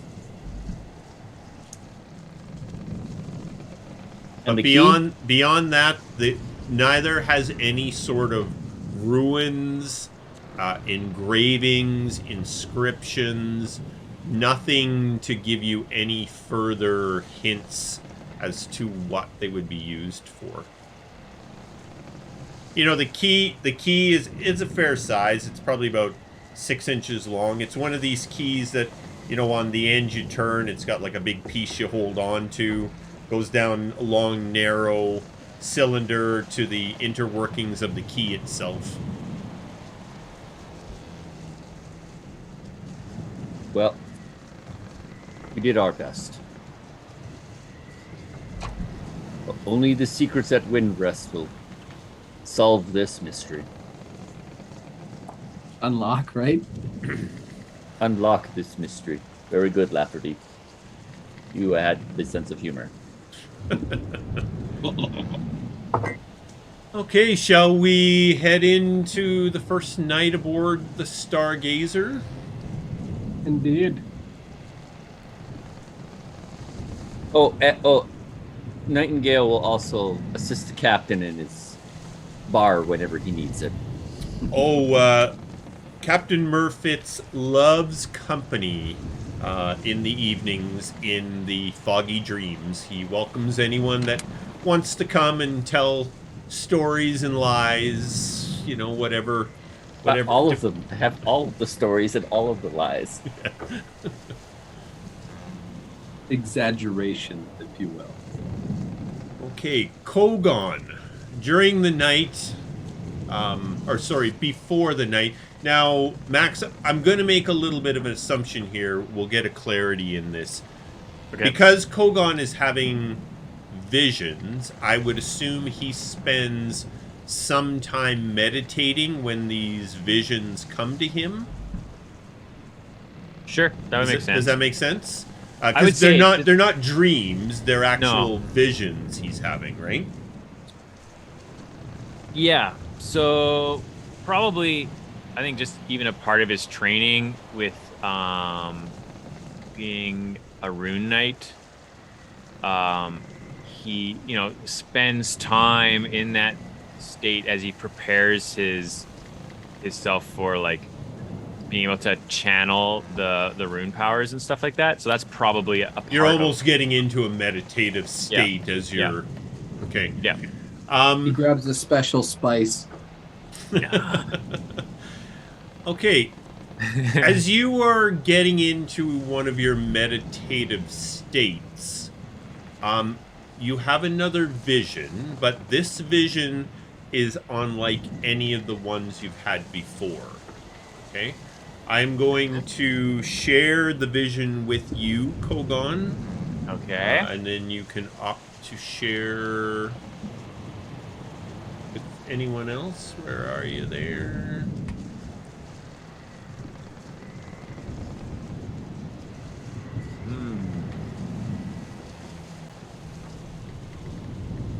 That opened for you, I assume?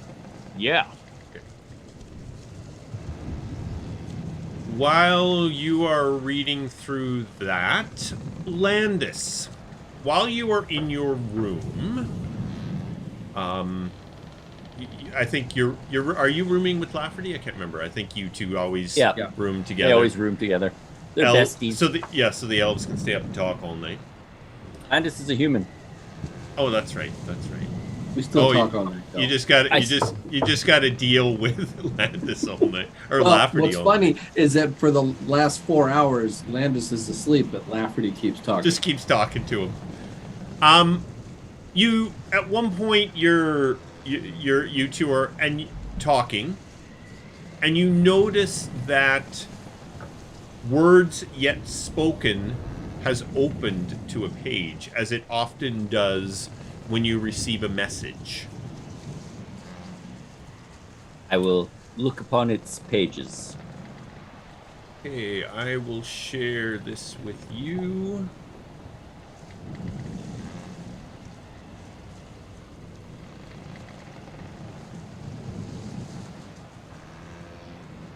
Did that open for you there?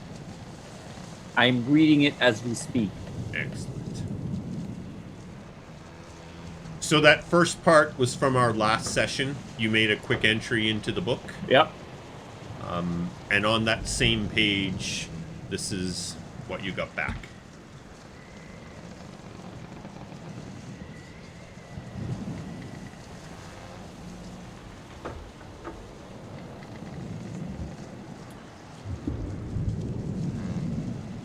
Okay. We are first light of our second day. You should be... You've been making very good time. The prevailing trade winds travel eastward in Emathan, so you're making good time from Nome to Windrest. The captain figures we should be arriving at Windrest about supper time, so well ahead of the original schedule. Nice. At breakfast, if we're all eating together, I will definitely share this vision with everyone. All right. You're at breakfast. All right. Friends, another vision came to me. This one, it is very fearful, and it is not about one of you, per se. You were talking before when I arrived at the winery about a battle, and there was a rift. Yes. I wonder if this is related. How big are these rifts when they open? Was it about 20 feet in diameter? Something like that? Oh, it's very Big enough for a very large beast to come through. Kogaan. Okay. Well, now please understand that I do not know the exactness of these visions. The visions ahead of you, I do not know how much is real or anything. But this vision, there was a rift. It was maybe 100 feet high. And there was a very hot heat coming from it and a very strong smell. Have you ever been to a hot spring? The very dangerous hot springs have a very strong smell to them, and you cannot bathe in them. They are hard to breathe nearby. It smelled like that. And inside I could hear roars and screams of strange creatures, and there were thousands of heavily armored warriors. I do not know what kind of peoples they were, just that they were all very heavily armored, or armed, sorry, and they were all ready to do battle, and they had grim looks on their faces, but they were also afraid.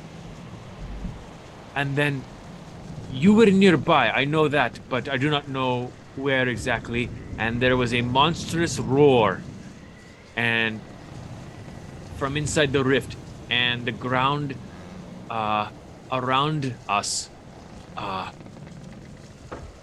was shaking, and a very large creature of some sort came out, and that is it. I do not know what the creature was, but it seems like it was a big, strange battle coming. The more that you tell this story, the more pale Douglan gets. And when you're done... Douglan, you know something of this? I do. I've been having those same visions, although mine come to me when I sleep. This And was I'm- coming. Yes, sorry. Yeah. I'm in the front there. And it's just a sense of doom coming. is the same vision? Sounds the same? When you mentioned the smell of sulfur, Yes, that is it. Sulfur. a big army trying to face down something, monsters screaming. I know that which you speak. Is it related, do you think, to these other rifts? It would be too much of a coincidence. How long have you had this vision? 3 months? About 3 months. You see Nightingale turns to you. You've been having visions about impending doom and you've been keeping them to yourself? Oh, I figured we had enough to worry about. Figured it was just me, thinking bad thoughts. Sorry, Nightingale. Maybe there is someone at Landis's magic school who could help us understand this more. Maybe there is a history behind this of some sort. Yeah, perhaps. Landis is like, well, allow me to take down what notes you can both remember. And if we get the opportunity while at Rindreth, I could ask around. But, as I said before, due to my unfortunate connection to my grandfather, well, I shouldn't say unfortunate. It's the unfortunate part of him joining the Dooms and the bad reputation that created at Windrest. I may not be received with open arms. But while I'm there, we can inquire with those who still consider my family friend.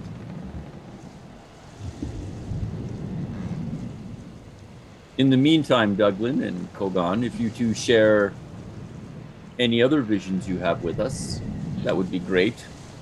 Minds like Lafferty and mine can sometimes pick tidbits out that the common person would not. Yes, I will continue to share. I have shared all that I have had. I appreciate that, Kogaan. Yeah, when we have a moment, I'll share all that I have. It's basically the same. Yeah. I gotcha. Just in character, he would want to write it down. Yep. As he writes everything down. Word. Okay. The day on the ship is uneventful. And as promised, around supper time, you were just in the galley finishing up, and the captain comes down, Captain Merfiz, and says, gentlemen, we will be arriving in Windrest within the hour. Captain, where do you plan to rest the ship while we are there? I was hoping that one of you could give me a little direction.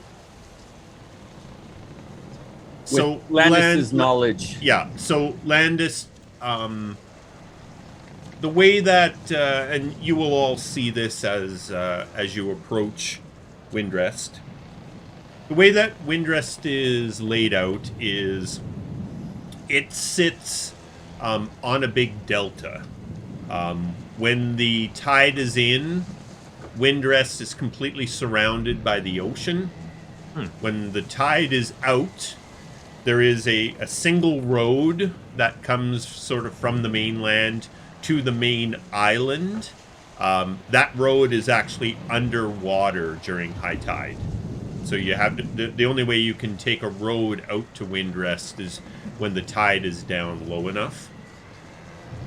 So Windrest sits one big island with 8 smaller islands that circle it, one for each school of magic. And these islands, they're circular. All the islands, the main island, all the school islands, they're all stone walls that come up from the seafloor, basically. They're about, even at high tide, they sit about 20 feet or so above the water. And then it's just a big landmass, and you have your towers and buildings and green spaces and everything on all the various islands that represent each of the schools, including necromancy. They have their school there as well, and there is Windrest is not a stranger to airships, so there are docks for boats, and there are also docks for airships. So Landis, you know that you want to go to the School of Conjuration, and there is a dock available for a skyship there. The only other thing, and again, we can just quickly montage, and I'll do it in the chat during the week, but Douglan is going to ask Kogaan if he'd like to spar during the day, just to get a feel. So just plant that, and we can chat it up during the week. Sure. Sounds good. So the main center island is like no central. There's no school on there per se. It's more just main community. Yes. Yeah. Okay. Probably where the big libraries are. Exactly. There is a lot of communal resources on the main island. Big lecture halls where any students can go when they go to lectures that are not specific to their school of magic. Yeah. So is Windrest then considered basically like a school city, or yes? Like there's not that much in the way of like normal, like commoner. Like people don't move to Windrest, right? Nope. There's going to be some locals, of course, to support. Think of it like a huge university of magic. Yeah. Hogwarts. Yeah, gotcha. That sort of idea. Okay. Who? So What is this? Hogwarts? I didn't say Hogwarts. I said Hogwarts. Okay. I elbow Nightingale and I just quietly say to him, probably more seafood. Yeah, Sorry. I wouldn't doubt it.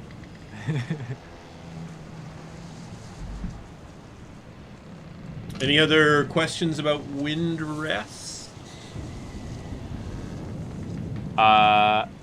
Landis, do you, after hearing this, do you study at a particular school? My particular school. Excuse me, I got a bit of. Who put spice in the pancakes? Who am I? What? Who am I? When I was attained my wizarding schooling, I spent most of my time in the libraries as a scribe. Oh. My fascination is the capturing of magic, putting it to pen and paper, and the recording of magical manipulations, things of that sort. Very good. I spent most of my day on the center island. My grandfather, though, was conjuration. So you do not specialize in a particular school? No. I could never settle down on just being so confined as to mastering one school. I wanted to dabble in it all. Very good. I think you would like... My brother, one of my brothers, would like to meet you. Saurotla. He would be very fascinated by all of this. I would be willing to meet him one day. It would be interesting to see how the draconic language manipulation on spells is overcome. Many of the pronunciations of verbal components are very particular. He is very gifted. As kind of we're all discussing, this, and Landis makes sure to give good detail to the captain on where to park the ship. Shouldn't keep describing which island, roughly based on our trajectory, that kind of stuff. Landis will kind of slowly bring out his book of words yet spoken and be like, my friends, I received a message last night. And since we are all sharing, It's a bit of a mystery to me, and the more minds I can get working on it, I think the better. Now, I do not know if this is from my grandfather. He normally would sign his name, but I will share it with you anyway, if I can. Can you share that with everybody? I can. Seems to be a bit of a riddle. Its meaning will probably present itself as we proceed on our way, but I'm going to... This is an entry in Landis's book called Words Yet Spoken. Can the viewer see it? They can.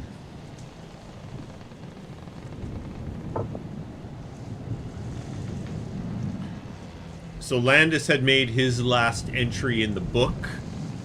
You can see he wrote, met Kogaan, arrived yesterday, things are moving smoothly.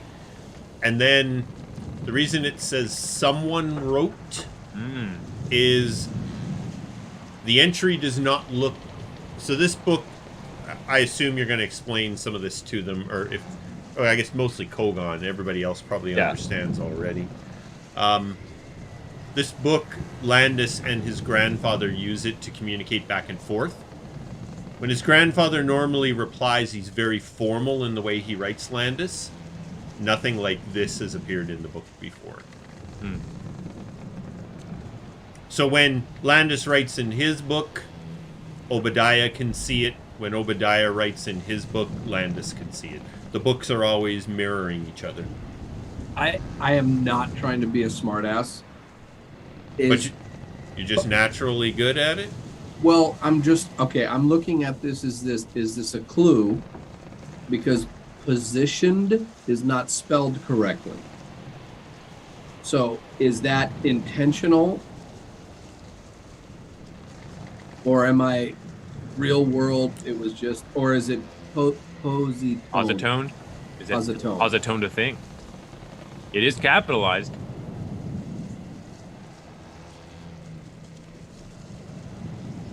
And I'm getting silenced. Would you like me to roll for it? Well, I mean, Landis? you guys are gonna have Landis? to figure out what this all means, regardless. Yeah. Okay, but so this is Egan asking the DM. Yep. What's on there is how you want it to show up, DM. Okay. Yeah, you're The asking game if is the afoot. DM had a typo, basically. Right. That So Egan, I'm meant- gonna meta just a little bit. There's a reason for it, but don't read too much into it. Don't get Okay. too. Right. There's a reason for the spelling mistake, but don't read too Okay. much. Don't get into hung. it. Got it. Yeah. No, don't get hung up on it. Okay. Yeah. Cool. But yeah, Your grandfather is the only one who has this book. as far as I know, but our last conversation, he felt that his position was threatened and he needed to get himself out of there. So I don't know if this book has fallen into someone else's possession or if it is still with my grandfather. As I said, my grandfather normally signs off on his messages to me. Do you have any other means of contacting your grandfather? No, unfortunately. Kogaan, my abilities are still limited in that area. It is strange. Maybe if it is your grandfather, he is worried about someone else seeing what you receive. And therefore, it is a riddle. That might be true. But only us at this table have ever seen this book on my side. Yes, but that's what I mean. Perhaps this is something so important that he is worried about either one of your books getting into the wrong hands. And so he has written anonymously and used a clue. That could be the case. As I said, the more brains I can get working on this mystery, the better. My brains are not well suited to this task, but I will try. All right, as you were finishing up your conversation, the sky ship is just easing into the to the dock, rolling out their gangplank to meet the dock so that you may disembark the Stargazer. Grabbing my pack. There are... Yeah, don't want to forget those on the ship. From the wall, doors open, and two robed people start walking towards the Stargazer. They look likely mages, based on their dress. Landis will kind of go to meet them. Okay. They get up. Immediately upon seeing that it is Landis, one of the two sort of looks Landis over, kind of giving him a bit of a squinty-eyed. I did not think that I would see you here again, Von Tenebrin. If it was not of necessity, I would not return. You see before you there is an elf and a human, an elf man and a human woman. The elf man is the one that spoke to you. The human woman turns to the elf man and she says, Terest, why don't you allow me to look after our unwanted guest, and I will rejoin you shortly. The one she referred to as Terest turns and walks away back through the doors. The human female watches until the doors are closed and she turns back. You immediately see her expression change from a very sour look to, oh, Landis, I'm so sorry for that, but you do know the situation. You recognize her as Palmyra. The human, yes. Palmyra is a professor at the school. Terest is also a professor at the school. Palmyra is, as Landis knows, someone who does not believe in the stories that were told of Obadiah. Landis, what brings you back? Almira, I have just a few things to clear up from my grandfather's inheritance. Okay, what may I assist you with then? I'm sure you know the least amount of time you can spend here would be the best. I couldn't agree more. Are we with Landis right here? Yeah, you're all Yeah. standing on the dock together. Oh, this is still right at the dock. Okay. Cool. Yep. Just making sure. Palmyra, I need to get in contact with Zeftina. She's one of the grounds people. Oh, of course, I know Zeftina quite well. We have tea together from time to time. I would say, Landis, at this time of evening, you are most likely going to find her in her greenhouse. I know where that is. You know where that is. I appreciate that. Palmyra, may I ask one other favor? Of course. If you could distract those prying as to why I'm here, I would hate for my reputation to tarnish Zeftina while I am speaking with her. Most folks have returned to their rooms and such for the evening. If you're reasonably discreet, you can probably make it to the greenhouse without attracting much attention. I am grateful.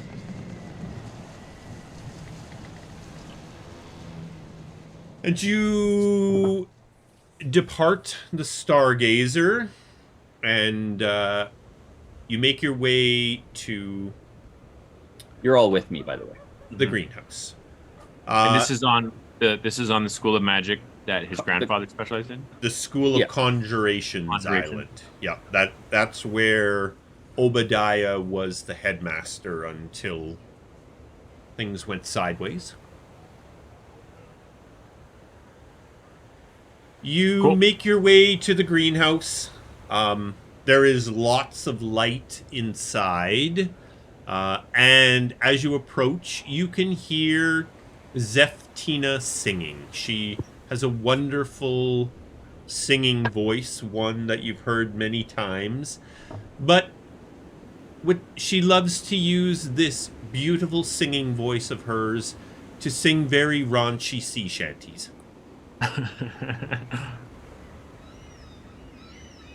Landis will kind of use the pathways that he would be very frequent with as a kid to avoid people, as generally he did during his last couple of years. You are able to make it to the greenhouse and not encounter a soul. It is late evening. People are in studying and such, so there's not nearly as much activity on the island now as there might be earlier in the day. Before we enter into the greenhouse, Landis will turn to his comrades and be, I apologize to you all now. I don't know where this will lead. I was instructed by my grandfather to come to Zeftina because she has information for me that will lead to the, as he phrased it, second part of my inheritance. As I was discussing with Lafferty last night, I was given a crystal and a key upon my first gathering of my inheritance from Windrest. Along with that came the book of words yet spoken, which led me to you and got me in contact with my grandfather. I don't know what we are going to face. I don't know how much danger this will put us into. But I need to figure out what is happening and where this leads. Are you all okay with this? No need to apologize, lad. We're here. Do what you need to. Puts a hand on his shoulder. Britgra, a worthy fight. I appreciate that, Kogaan. And then he'll turn and enter the greenhouse. Okay. As a typical greenhouse, it's very warm, very humid inside. This is a long, narrow building. About 3/4 of it is greenhouse, glassed-in greenhouse. The back half is just a stone building. Towards the back, sitting at a table, looks like maybe reading, drinking some tea, you see Zeftina. She looks down the end of the greenhouse. There's kind of a walkway straight through, and she's like, "Who's down there?" Zeftina, I was sent here by Obadiah. I am his grandson, Landis. I know who you are, Landis. Come down here. Work his way down, making sure not to knock any plants over or what have you. Mind your step, Kogaan. Yeah, Kogaan, you have to walk sideways down. I'd be very careful, yeah. You make your way down to the end. Zeftina is there. This is sort of her sitting area, little table and chairs, little fireplace going to keep the edge off through the night. And I was wondering when you were going to make it here. Your grandfather left me some very specific instructions, though I haven't the slightest hint why. It would seem truths have become convoluted, my dear, and to some degree a level of mystery was required. Oh, your grandfather was always one for all of that. Could never answer a question straight, always with a riddle or a thinking thought or... Oh, he just could never say yes or no to anything. Try growing up with him. Oh, I do imagine it was quite an adventure, but, do you wish me to take you there right away, or do you want to sit for some tea? Whatever you like. As much as I would enjoy a cup of tea with someone I can call friend at Windrest, my presence here tends to be disturbing to the school. So, with most haste, I would like to get out of here. Absolutely. Then please follow me. She gets up, walks towards the back of the stone part of the greenhouse, the back part of the building. The little hallway she walks down at the end of it has a door. She opens the door, and you're looking down a long hallway. All of you perceptually are like, that's not right. There should not be a big long hallway on the end of that door. She says, come on now, let's go. You all pass through the door into just a big stone hallway. The hallway is maybe 6 feet or so wide, and 8 or 9 foot ceilings, all just stonework, floor, ceiling, everything. You immediately get the feeling you're in a long corridor hallway. It's not a room. And Zeftina says, now, my directions are pretty straightforward, Landis. I was to take you here, tell you to walk to the end of the hallway, and you'll find what you're looking for. I don't know why you want to go down there. Never gone down there myself. I don't even know where this bloody place is. Somewhere in the main building, I'm thinking, but nowhere I've ever found on my own. It's all yours. You can come back through the door when you're done. Zeftina, your friendship to my family is most appreciated and will not be forgotten. Oh, Landis, your grandfather's a good man. All of this nonsense, I believe none of it. I hope to prove that to everyone one day. And I will... as Zeftina, she walks back through.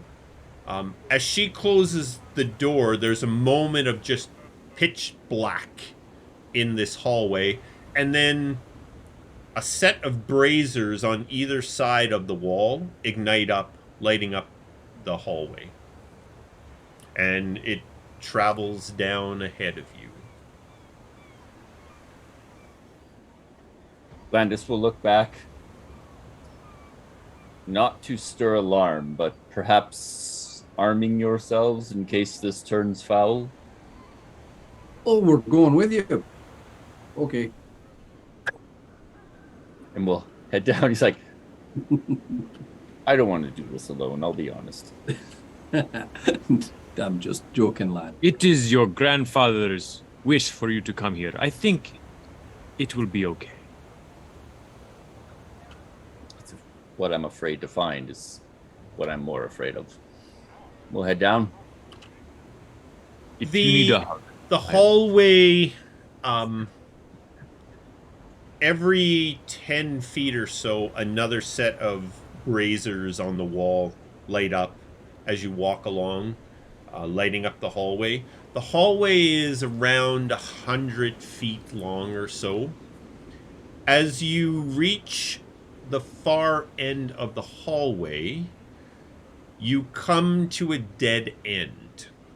In front of you is a wall that is the full size of the hallway. So basically the full 6 feet by 9 feet tall. It's made of some sort of black polished stone. Maybe granite or something like that. What you immediately find interesting is randomly dispersed across the wall are hundreds of keyholes. Just randomly, all from floor to ceiling, wall to wall, spread all over this wall. Sitting in front of the wall is a metal stand with a small statue of a wizard holding out his hands. One of his hands holds a crystal cube, the other one holds a key. Landis. The riddle. Landis will open the book up to the riddle. Be like, The means to an end will often stand in your way. Remove the statue of what you have become. I would assume that would be the wizard. Can he move the statue? Yes. The statue lifts up out of the stand. Excuse me. What you find, the statue has a bottom part to it that's the exact dimensions of the crystal cube. You just lift it up off the stand. Can I insert the crystal cube in there? You can. It fits perfectly. Things are positioned correctly. Maybe you said the statue's like holding out a hand? Yeah, the statue is only a couple of feet tall. Yeah. And it's just of a wizard holding out its hands. And But as part of the statue, yeah, like not separate, it has the crystal cube in one hand and a key in the other. But underneath it is where he put his cube. Yeah, so he lifted the statue right off the stand and laid the cube in the hole on the stand. On the stand. Okay. On the stand. Maybe now, if you put the statue back and, I don't know, turn it to some way, make it face the wall. Is the bottom of the statue got, like, anything on it that would line up with the crystal in the table? So the bottom of the statue is flat, as you would expect it, except for the protrusion that comes down from the bottom of the statue that's the exact dimensions of the crystal cube. So that little part of it sat in the stand when it was sitting on the stand. So with the crystal now on the stand, this statue can't sit on there. Correct. That little cube-sized part of the statue would just be sitting on top of the crystal cube. Okay. Is the cube flush in the table, or does it sit proud? It sits proud, carpenter man. Landis, I'm at a loss just like you are, but I did pull out all the words that were capitalized, with the exception of the very first words, and I come up with light statue stand reverse positioned or positoned, if I may. I don't know if that helps. If that is a key to this puzzle. Sorry, say it again. You speak fast, Lafferty. I apologize. I pulled out all of the words that were capitalized, with the exception of the first words in each sentence, which are normally capitalized because you normally capitalize those. But it's odd that he would capitalize, or the person writing this capitalized random words further in the sentence.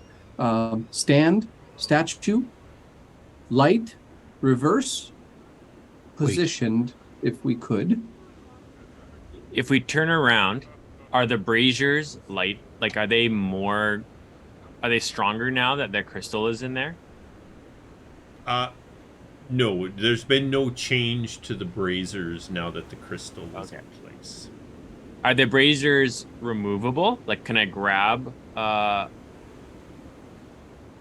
like from off a sconce? Like, are they in a sconce or are they affixed? They're just like affixed. They're affixed. They're like Okay. a metal brazier that's actually affixed to the wall. No and problem. they just, for lack of a better term, they just sort of magically ignited down the hallway. And there's one on either side going all the ways down through the hallway. You see like Kogaan like examining this stuff. The old brain banana is firing up. He's just trying to figure things out. Is Sorry, Landis. Can we remove the globe and the cube and the key from the hands? No, they're a part of the statue. The stone that they're carved right from the stone the statue is.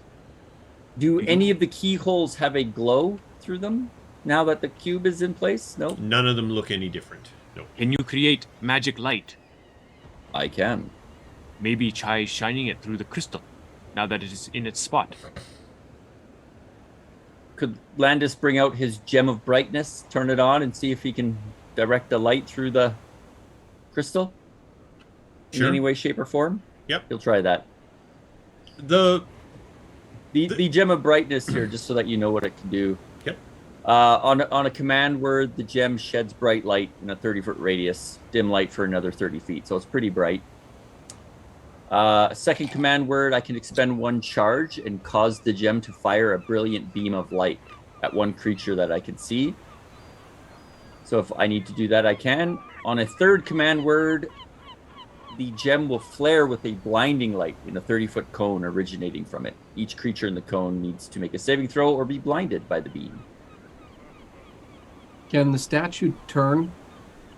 It's out of the statue's right the out. pocket that it was in. It's just basically. So imagine a holding it statue down. with a cement cube on the bottom that fit into that space. I took it out and put my cube into that space. The statue's a couple of feet tall, just of a Mhm. wizard with his hands out. Can I see through the crystal through the table if I get down and look? You can. So the little recessed area is just a metal frame that sits on the stand, so you can still. It's like now the cube is just framed in the wire of the stand. I will look through the cube because it's so clear to see and examine the keyholes, see if any of them look different, anything like that. The stand is right up against the wall, right? So when you look through it, you're just literally staring at the wall that's like 8 inches away from the stand on the other side. Can the stand move? It can. I will move it to the front of the doorway. It is sitting right in front of the wall, the door, whatever you want to call it. When you came down the hall, the stand was up against the wall in the middle of the hallway, right at the very end. Okay. Can it be pulled back? It can. It can be picked up and moved. The stand is about 4 feet off the ground. Maybe the stand we don't need. Maybe you just need to look through the crystal. That is possible, but it did say to remove the statue. Well, the statue that you have become. It is very strange. It is a bit of a mind bender. Not very skilled with riddles. I am terrible at riddles. Makes my nose bleed. Landis will try to move it back so that he can see through the crystal at the door. Okay. Landis, I'm going to ask for a perception check from you. Ooh, that's not a good one for me, but hey. I'm vibing today, so let's watch the magic happen. Yeah. Oh. Very nicely done. As you are moving the stand back, the stand is 3-legged. Okay? As you're moving it back, you notice on the floor, it's very subtle, but there is a spot about back just on either side of where the last set of braziers are. On the floor, there are 3 very faint indents that it appears these feet would fit into. He'll be like, Very good. slide it into place. Meanwhile, Nightingale's like, you guys know I'm a thief, right? This is kind of what we do. But hey, it's your thing. Hey, it's your moment. I don't want to take it. You're gonna pick 500 keyholes Until you find the right one. I don't know. Okay. We'll have a peek through now, see what we can see. Well, actually, Landis, as you move the stand into place, suddenly light starts to pool sort of in a stream from the braziers above, and it comes down, and then it curls around, and it comes in either side of the crystal cube, and then a beam of light comes out of the front of the crystal, and it hits a single keyhole on the wall. That was quite clever, wasn't it? Very good, Landis. But take caution with the final part of the clue.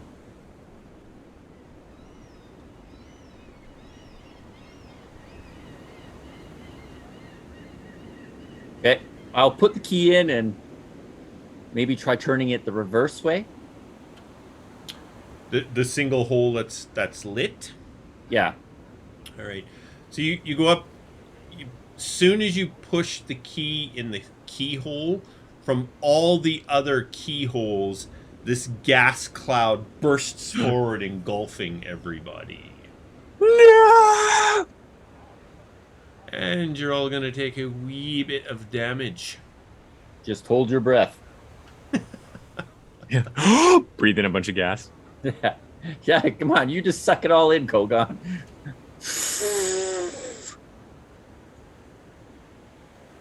All right. So you are all engulfed in a poisonous gas. I'm going to make a dexterity saving throw for all of you. I just got to drag the save onto all of you. You'll take 2d10 poison damage on a fail, half as much on a save. Okay, Lafferty, you're first. And you succeed. For a whopping... you took half of 13 points of damage. Landis. Ooh, nicely done. Wow. Did you roll that for me? Yep. Yeah, Okay, I was like, I didn't even roll that. I'm getting magical here. Uh-oh. Nightingale, you failed. It's because he was pouting. No one asked him to figure he's the hanging out. problem. He's not paying attention. Not too bad. 8 points of damage. Oh, dear Douglan. Lord, I think Kogaan farted. You failed as well, Douglan. For 11 points of damage. And finally, Kogaan. You failed. Oof. For 12 points of damage. So you're engulfed by this cloud. You're all kind of choking, coughing. The cloud dissipates. And Opposite. you are now standing in front of there holding the key again. The beam of light is still hitting the same keyhole. Is there an opposite keyhole to this one? Perhaps use your gem to shine and see if something goes the other way. No, like maybe this is the light, but the very end you did reverse. So if it's like in the top corner, is there like a opposite corner? You know what I mean? Like that sort of idea. Try. Or do you put in the key backwards? With I'll be like, You all may want to back up. Yeah, I'm backing way up. Landis will try the door without using the key first. Well, it's a wall. It's not a door. Can I push on it? It's just the whole wall in the end, right? The whole 6 feet by 9 feet is just this big, solid, polished chunk of granite, we'll say, with keyholes It was dark, in it everywhere. right? Yeah, black. Does it push open at all? No. Surprisingly, at the end, you will often need to reverse on what seems obvious to achieve your goal. Damn my grandfather. Maybe it means just walk away. Walk away, And never there's- come back. A door behind us that has now magically appeared. One keyhole. I turn around and check it out. Yeah. Does the door at the other side seem different? It's back there quite a ways. By the way, no other doors. All right.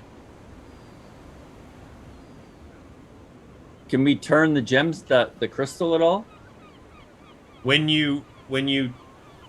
So the only way to do that would be to turn the stand, right? Because it's in that little metal frame on top of the stand. When you turn it so the feet come out of those little indents, the light goes away. It stops streaming from the braziers. It just all goes away. Okay. Put it back so that we can see. So basically, out of the 3, because it's a tripod, basically, right? Yep. So if he adjusts it so that, the current position is rotated by 70 degrees or whatever, 60 degrees to the next position, that won't activate the light to come through, even though the things are in the sconces. Even if you rotate it around, it does. Yeah, so it's always- it does the same thing. Oh, so light will come through each time Yep. as long as it's So in the even sconces. he rotates it around so the feet change position. The Okay. light immediately streams down into the sides and it hits that same keyhole. Okay. Is everybody backed up?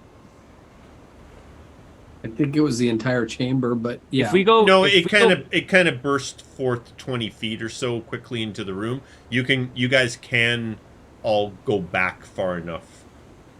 I just want to go back to the next set of braziers and see if there's more sconces in the ground for. There is not. Okay. And is there some, you said the light shined. Is there something that if we follow a trajectory behind it, is there anything? Just the floor. Nothing notable on the floor.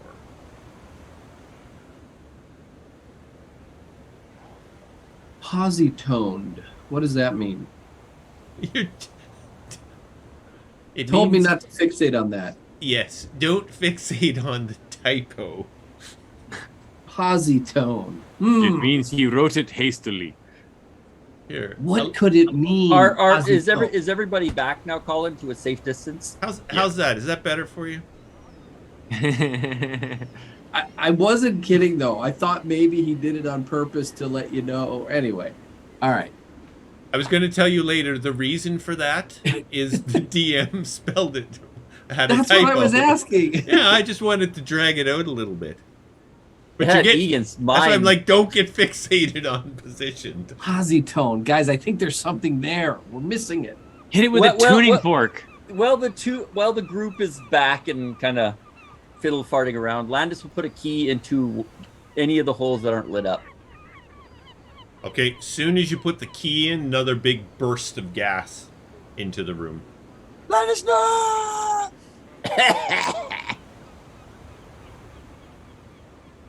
Oh, You damn. succeed.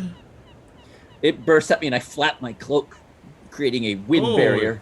That. Well, you take 2 points of damage that time. You held your breath. You were ready for it this time. It just burns the skin. Osmosis more than an inhalation. Yeah. It's like, I apologize, everyone. I thought maybe just not the one obviously pointed out would be the answer. From 30 feet back. Excuse me. Right. The key backwards. I'm going to cast protection from poison on Landis. Oh, nice. Thank you, Douglan. That would have been handy sooner. And I push you far away. Go. Go. You're protected. All right. So, the light of the statue stand is in reverse position. Sorry? What? Light statue stand reverse positioned. Or statue positioned on the light stand reversed. Or reverse statue light and stand in position. No. Surprisingly, at the very end, you often need to reverse what seems obvious. The very end is to put in the key. Yes. No. What is Don't obvious is to do that. put in the front of the key into the hole. So do the reverse. Put in the handle of the key. You are protected from poison now. It's okay.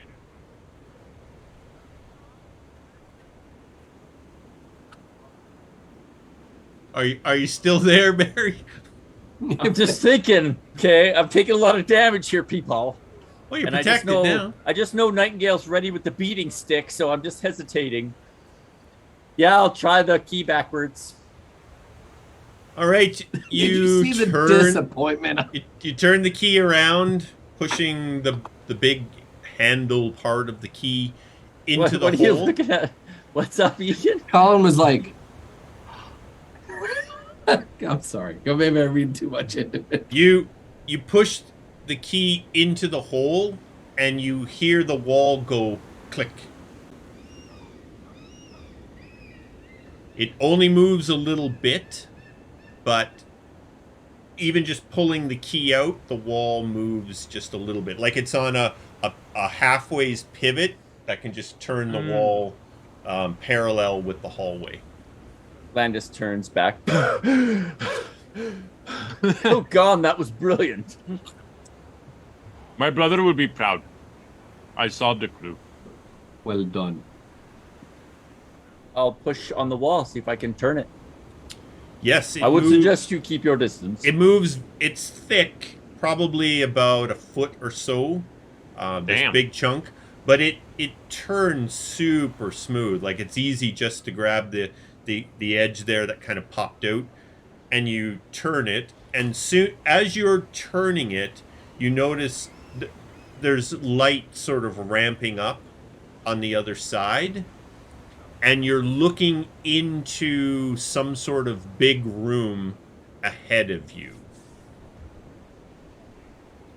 Do we want to take a quick break, 11 o'clock, before we carry on Yeah, sure. our final hour? I gotta go have an Advil. My brain hurts. My nose is bleeding. Good job, Kogaan. Yeah. I will Actually, tell my you- brother that I solved a riddle. You guys got through that not too bad. Well done. That's cool. We only triggered the poison 3 times. Yeah, that's good. Okay. Oh, no, twice. It was twice. We will take a short break, and we'll be right back. See you later, viewer. Bye, viewer. Muted, Egan. Okay, we are back. We are back. So you are looking into a large room. It appears to be circular in nature. It's quite large. From where you are, and the room, Landis, is slowly getting brighter and brighter till it reaches kind of a normal light level.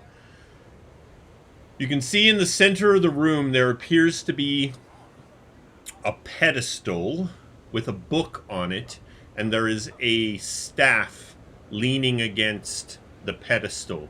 They all appear to be stone.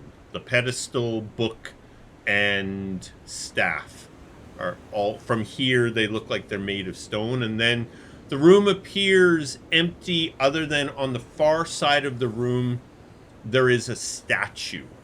The statue just appears to be of a mage of some sort. Does it look like Landis?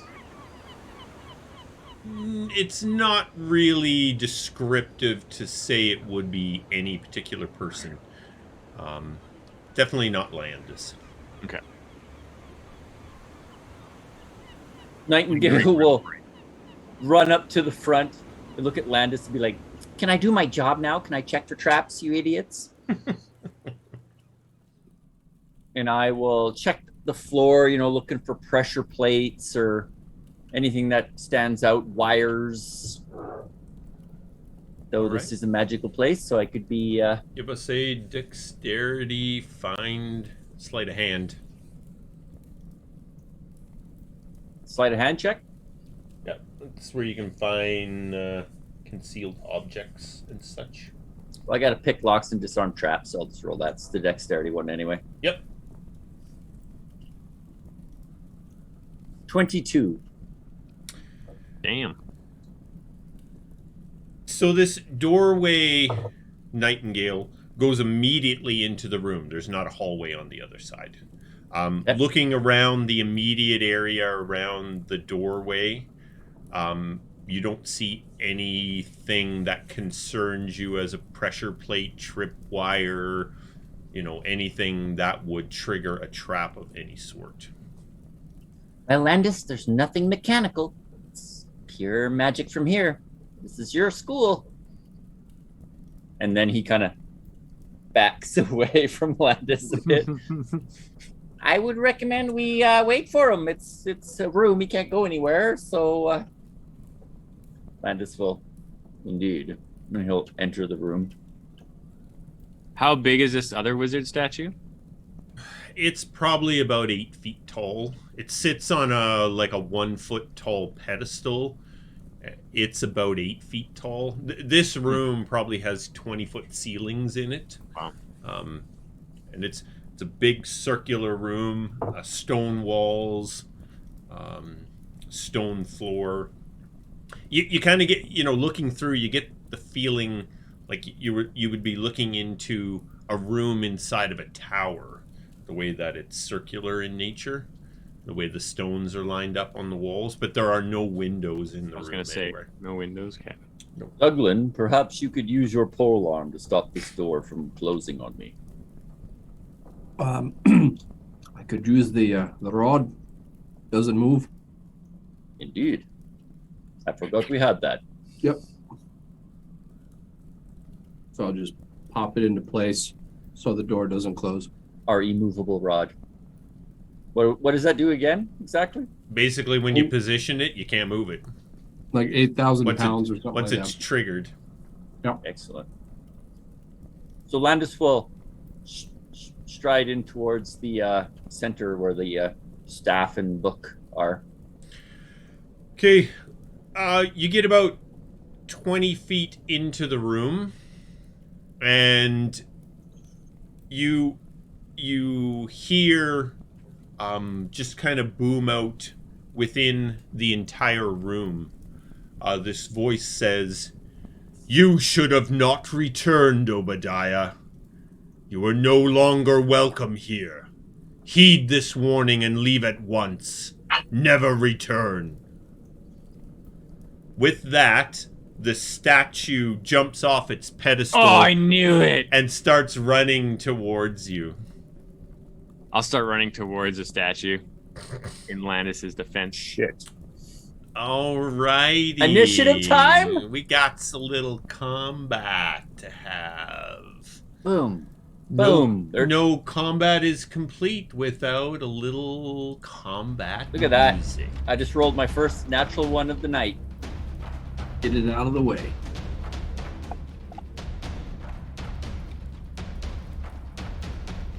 All right. We are looking good. Why did it add +3 to my... Oh, Your I think initiative? that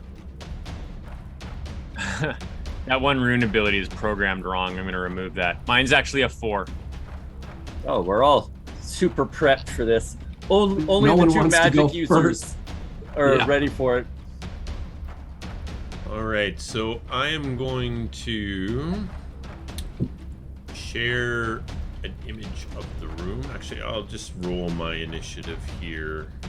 Come on, boys. You didn't get dressed up for nothing.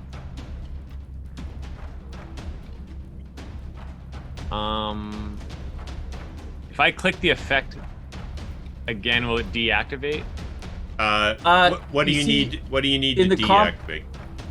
Go ahead. Check 3. Go ahead, the Barry. fire rune. Check 3. So if you go into the combat tracker, there's a little winged boot. If you click on that, you can add and minus effects on your characters. Okay. Yeah, it's programmed wrong. It's supposed to be just for tool checks that I have proficiency with. But it did it for... Obadiah's study. Damn!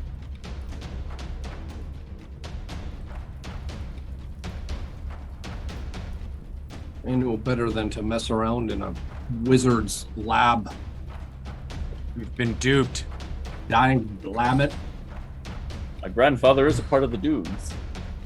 We are doomed. It's all black for me.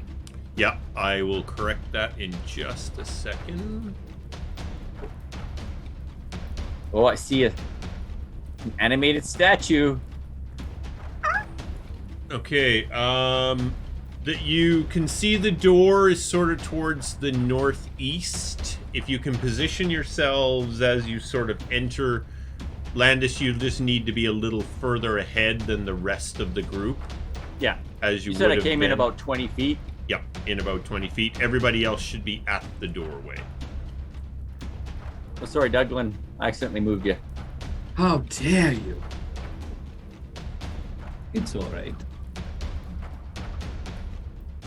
Nightingale managed to find a spot where there was no square. Yeah. I found a temporal rift where I can stand between spaces and you can't get me. Okay, Landis.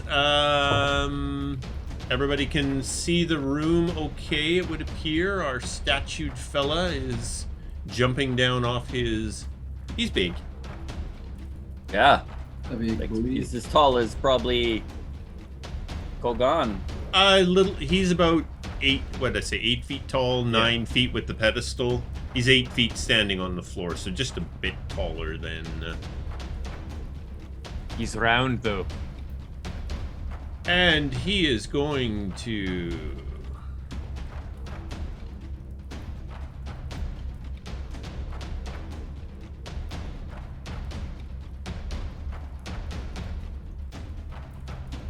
dash to there.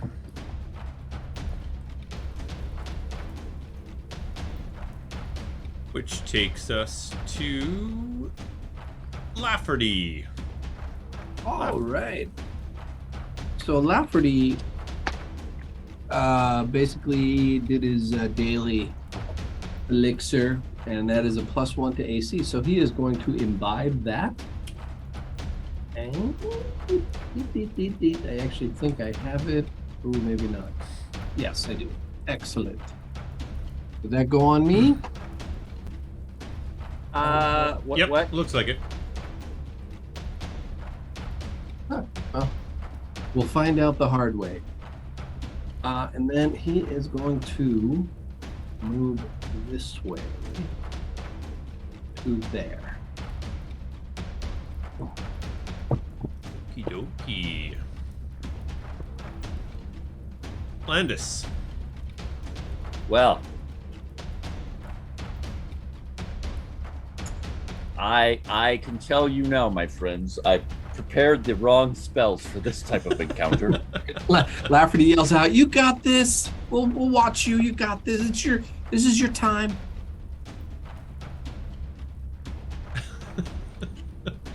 +1 for cheerleading. Yep. As a bonus action, Landis basically disappears in a puff of smoke and silvery mist. There we go. Oh, let me say. No, I'm not gonna do that right now. I'm gonna save that. Do it. I will cast Frostbite at him.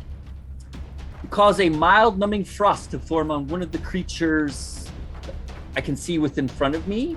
The target must make a Constitution saving throw. On a failed save, it takes a d6 cold damage, and it has disadvantage on its next weapon attack roll before the And end it of its makes next its turn. nipples hard. And being that I am 5th level, that is actually 2d6 damage. Okay. Give us an attack.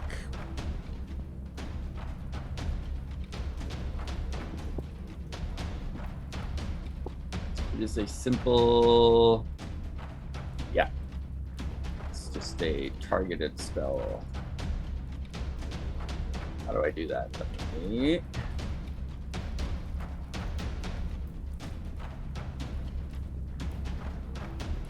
So I got a quick question for you. It doesn't give me anything to attack with for that spell, that cantrip. Would I just roll a d20?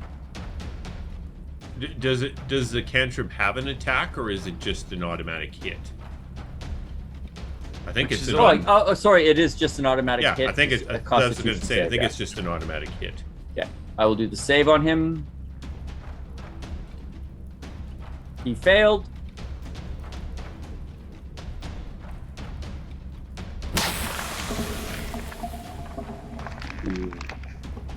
And if he has a weapon, he would get disadvantage the next round.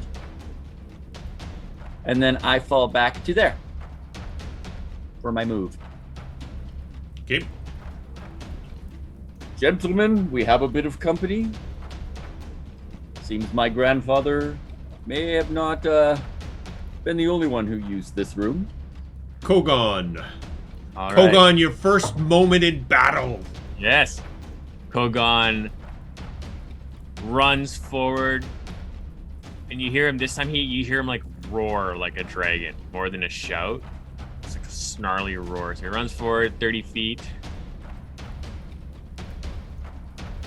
and I will use my bonus action to invoke Dragon's Might, and I go from normal to large.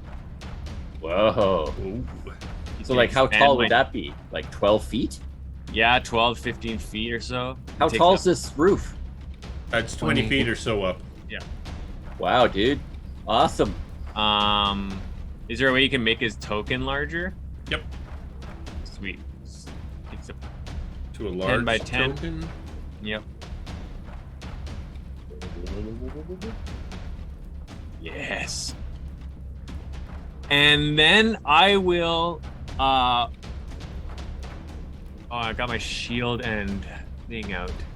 I will ready an action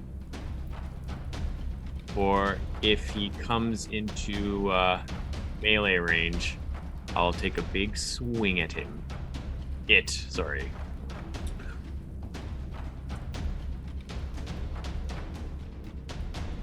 Animated statues don't use pronouns.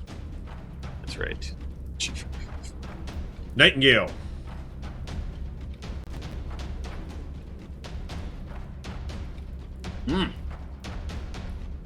Nightingale will look at Landis and be like, do you know what this is, Landis? What are we facing here? Lafferty, put your brains together. What is our best means of attack? And he will bolt to there. He takes a dash action to get some distance for himself. All right.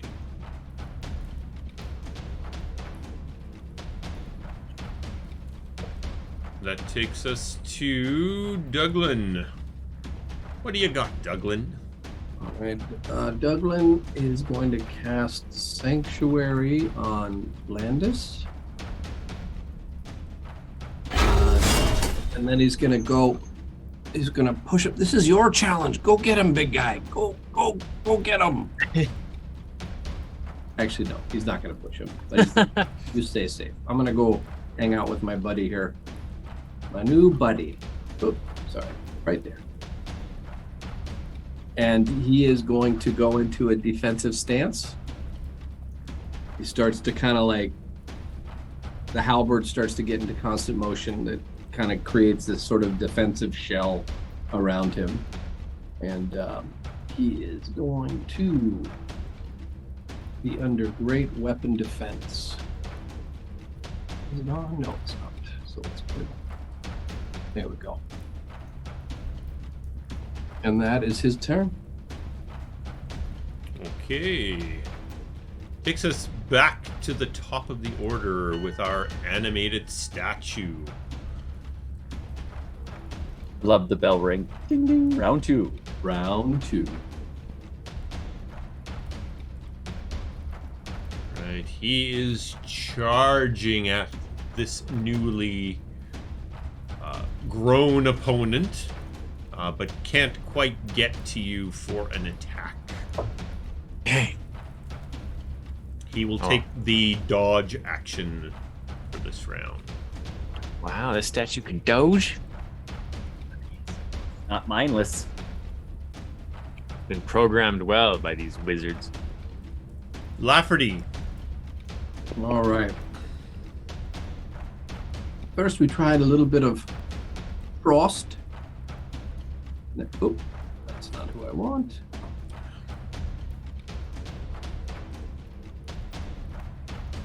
There we go. Let's try a little bit of fire.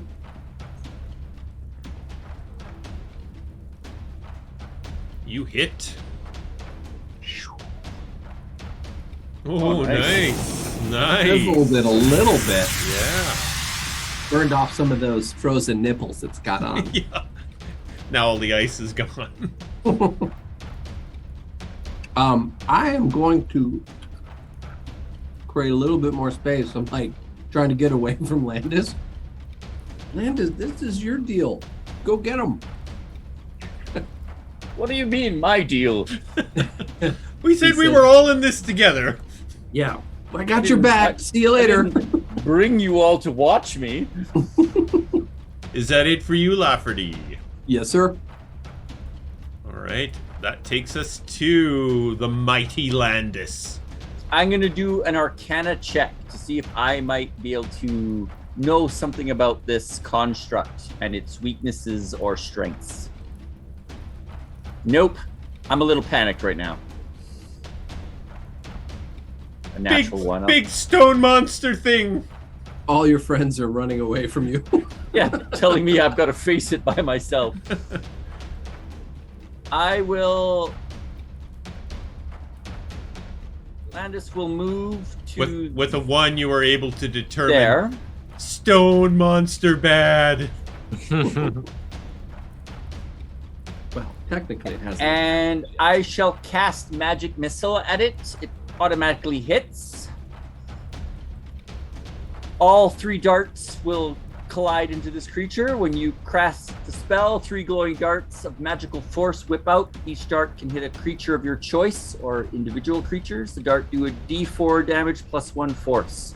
So remember to adjust your modifier if you're going to hit it with all 3 at once. Yeah. Because if not, you'll only get the +1 instead of the +3. That is correct.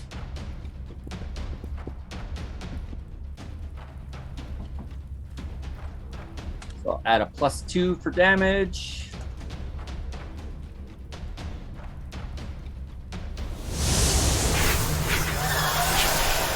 A little on the low end. Why didn't you go with all 1s? I tried. Make it some. Almost got it. Hey, Yeah. Landis is a little shaken, and I got 10 more movement. He runs up beside Lafferty. Do you know anything about constructs, Lafferty? You're more of a mechanical type. I'm alchemical. You knew everything, man. Kogaan. Okay. Big boy. Kogaan will reposition to here, try to get in between Landis and this thing. And you see the rune on his golden ring kind of flash up in this reddish energy as he swings his mace or his flail and attacks this creature. Or golem, I guess. Stone statue. Oh, I guess I need to designate a hit. But it's 25 hit. 25 hits. You can draw your damage on it. Yeah. I'll just drop the damage on it.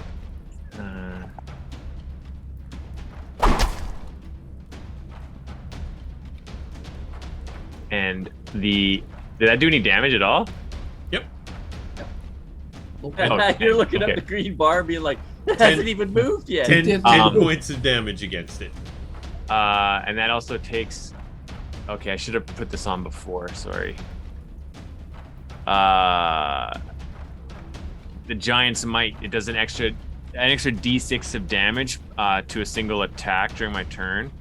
Okay. But I guess I should hit that effect beforehand. I'm sorry. Yep, no, that's okay. Just roll the D6 now and I'll add it in there. You said an extra D6 damage, correct? Yeah. Yep. Just roll us a D6 and I'll add it in. 3 more. 3. And then the effect, this fire rune, as I connect with it, these fiery shackles rise up from the ground and attempt to restrain the creature. So it will take... Again, I should have done this before, I guess, because if it says self, that means you need to click it before you do the damage roll, I'm guessing, right?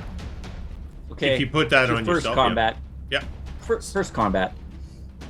So does he get a save against that? Yeah, because there's a save against it. So I think technically... So you drag the save onto the animated statue. Okay. It'll make the saving throw. It succeeded. So it succeeds. So it doesn't get restrained, but it does take the 2d6 additional fire damage. Okay, so roll 2 more d6. Sorry, guys. I'm getting... That's okay. No, that's okay, man. Dude, don't even. We've all been there, man.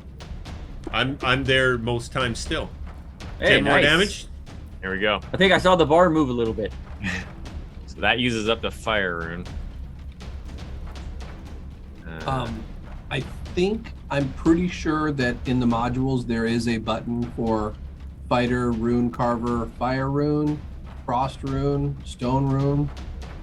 So Yeah, we No, I've can got take them. He's got them all in there. I'm already. just, got 'em all. there's Okay. just a lot of effects to click for each thing, so I'm just I'm getting used to like the order of how I should have clicked them before actually doing, because I probably should have done all of this, you know what I mean? no worries, no worries. Anyways, second attack. With the flail, just a normal attack. Oh, you flailed on that one. I've been waiting to say that so long. Ding. And I will chill. I will chill now. That's the end of my turn. All right, Nightingale. How high is this little pedestal in the middle? The pedestal sits about 4 feet off the ground. Okay. Nightingale moves to there.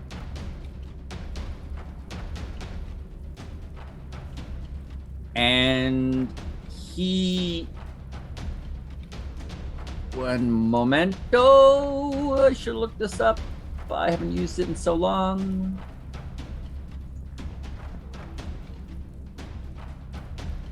Using Bardic Inspiration is a bonus action, is that correct? Yes, it is a bonus action. As a bonus action, when he runs up, he says, Kogaan! Hesitate not, my comrade, for tonight, Lafferty picks up the tab. And you have Bardic Inspiration, my friend. Nice. Which I will grab here.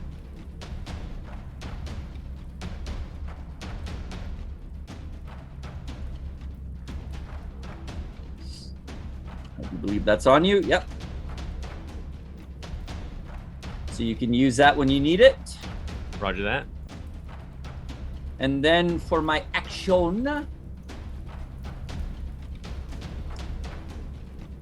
Lafferty not Lafferty. Sorry, Lafferty. I'm all excited you're picking up the tab. I cast Dissonant Whispers. Begin to meld all of these syllables and sounds to everyone else, but to this poor creature, it's a maddening sound. I'll read the spell here. It says, you whisper a dissonant melody that only one creature of your choice can hear within range, racking it in terrible pain. The target must make a wisdom saving throw. On a failed save, it takes 3d6 damage and must immediately use its reaction, if available, to move as far as its speed allows away from me. The creature does not move into obvious danger, such as a fire pit or something like that. On a successful save, it takes half as much damage and does not move. Okay, So let's get a save. I will throw the save on him. He succeeded. So he doesn't have to run, and he takes half damage. 4 points of damage. I guess he doesn't get my kind of humor. Is that it for you, Nightingale? I have 10 feet of movement left, which I kind of just put the pedestal between me and the large stone creature. Alrighty. Maybe there's a way to shut this thing down.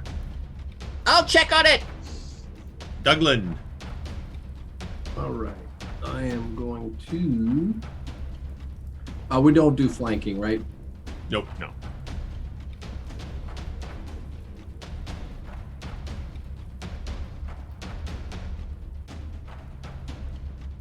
Well, let's not target myself. There we go. All right. So from this constant movement of sort of this defensive posture, he uses the momentum and just swings upright, kind of from floor to ceiling during one of his movements here. You hit. Right.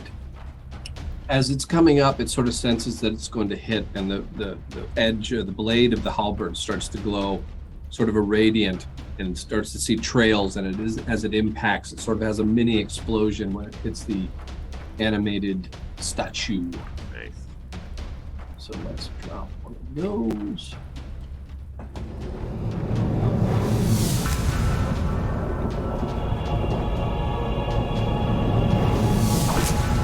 Ooh, Nice. nicely done. And as a bonus action again, same follow through. He uses the butt end of it to strike it again, or at least attempt to. You hit again. I have 2 attacks, don't I? I think I have 2 attacks now. At 5th level? Yeah. Most I fighters think. do. Yeah. Yeah, extra attack. Yeah, okay. Well, I would have done that anyway as a bonus action. So my second attack with the halberd. Nice. Starting to chip away at this little guy. Ooh, You nicely can also add done. smite too. A regular smite isn't an action or a bonus action or anything. No, it's just on a hit. You get Yep. to kind of pump it in there. And then I have 2 attacks, but as a bonus, I can use because I'm a polearm master. Oh, I see have what you're the saying. Butt end of the thing. It only does 1d4, but I'll take it. It's- I'm going to it's- stay right there and engage my sentinel should it decide to not attack me. All right. It is going to continue its attack upon Kogaan. So you get Sentinel. If it attacks somebody besides me, Yeah, it's attacking Kogaan. I mean- yeah, I think you do it, and then I and then you do your thing. reply. Yeah. All right. So Kogaan, this thing basically just turns on you, and with its 2 big arms now that you can see through this robe, it just kind of slams the 2 arms into you. Brace with my shield. I'll get the beating stick out. First arm swing at you. It hits. Ooh. Dang. Oh. Oh, shit. That Shit. you take quite a wallop, and just as that arm connects, it swings around with the other arm, drives it into your other side.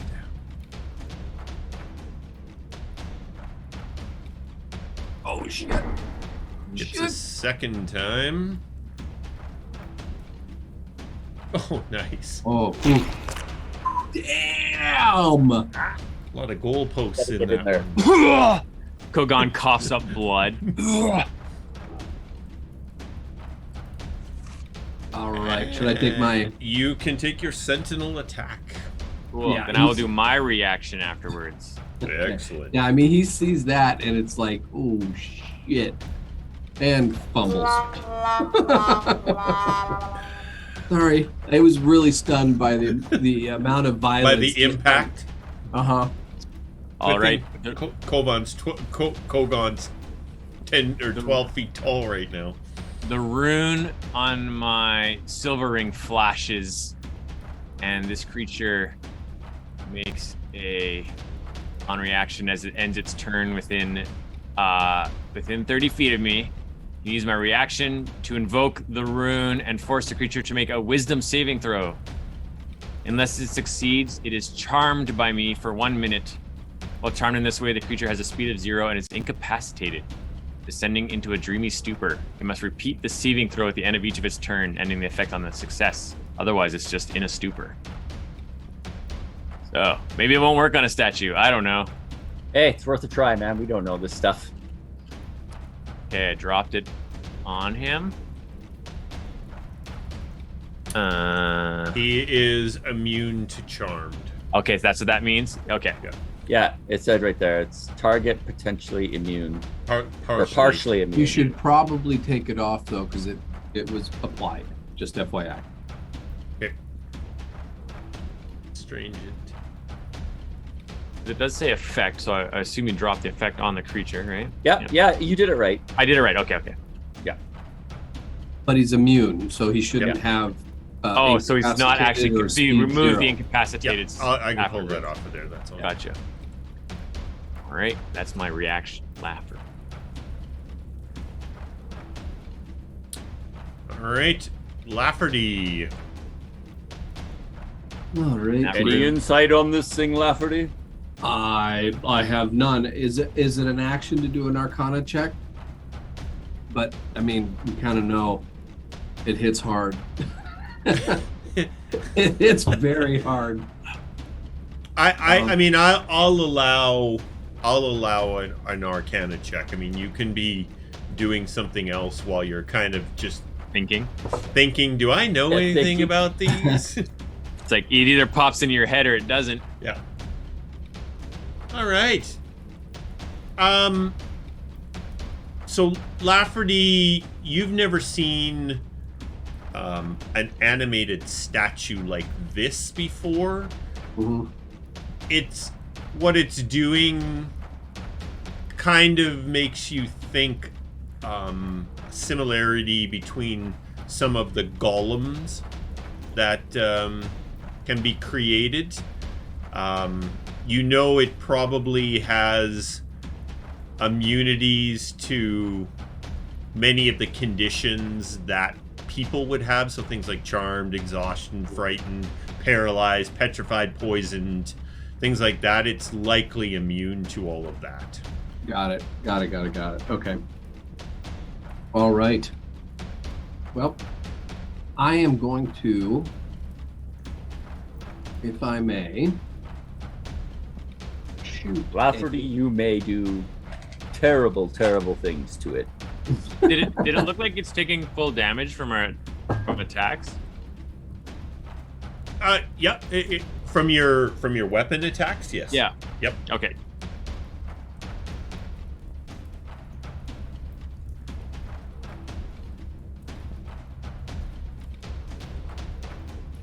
Move over here.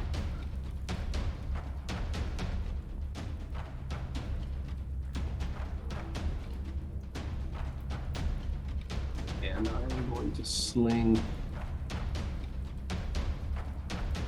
an acid bullet at it.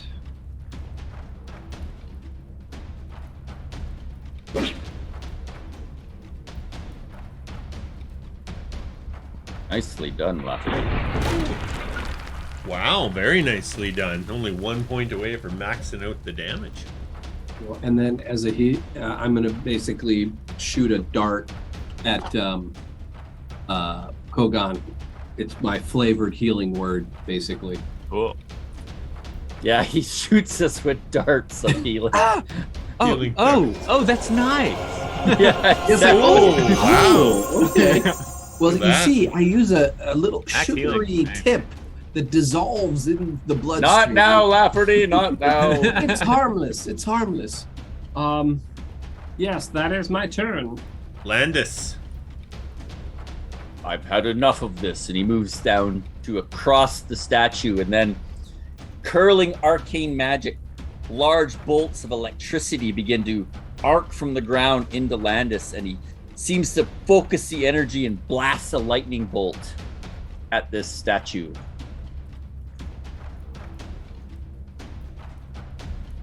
A stroke of lightning forming a line 100 feet long and 5 feet wide blasts out from you in a direction you choose. Each creature in that line must make a dexterity saving throw or take 8d6 lightning damage on a failed save, half as much on a success. The lightning ignites flammable objects that are in the area, and yeah, it's just all around deadly. So let's hope he doesn't save. Oh, and he failed. Nice. This ought to be good. Kind of as the last arcane word is spoken, this bolt, oh, that's pathetic, but that's okay.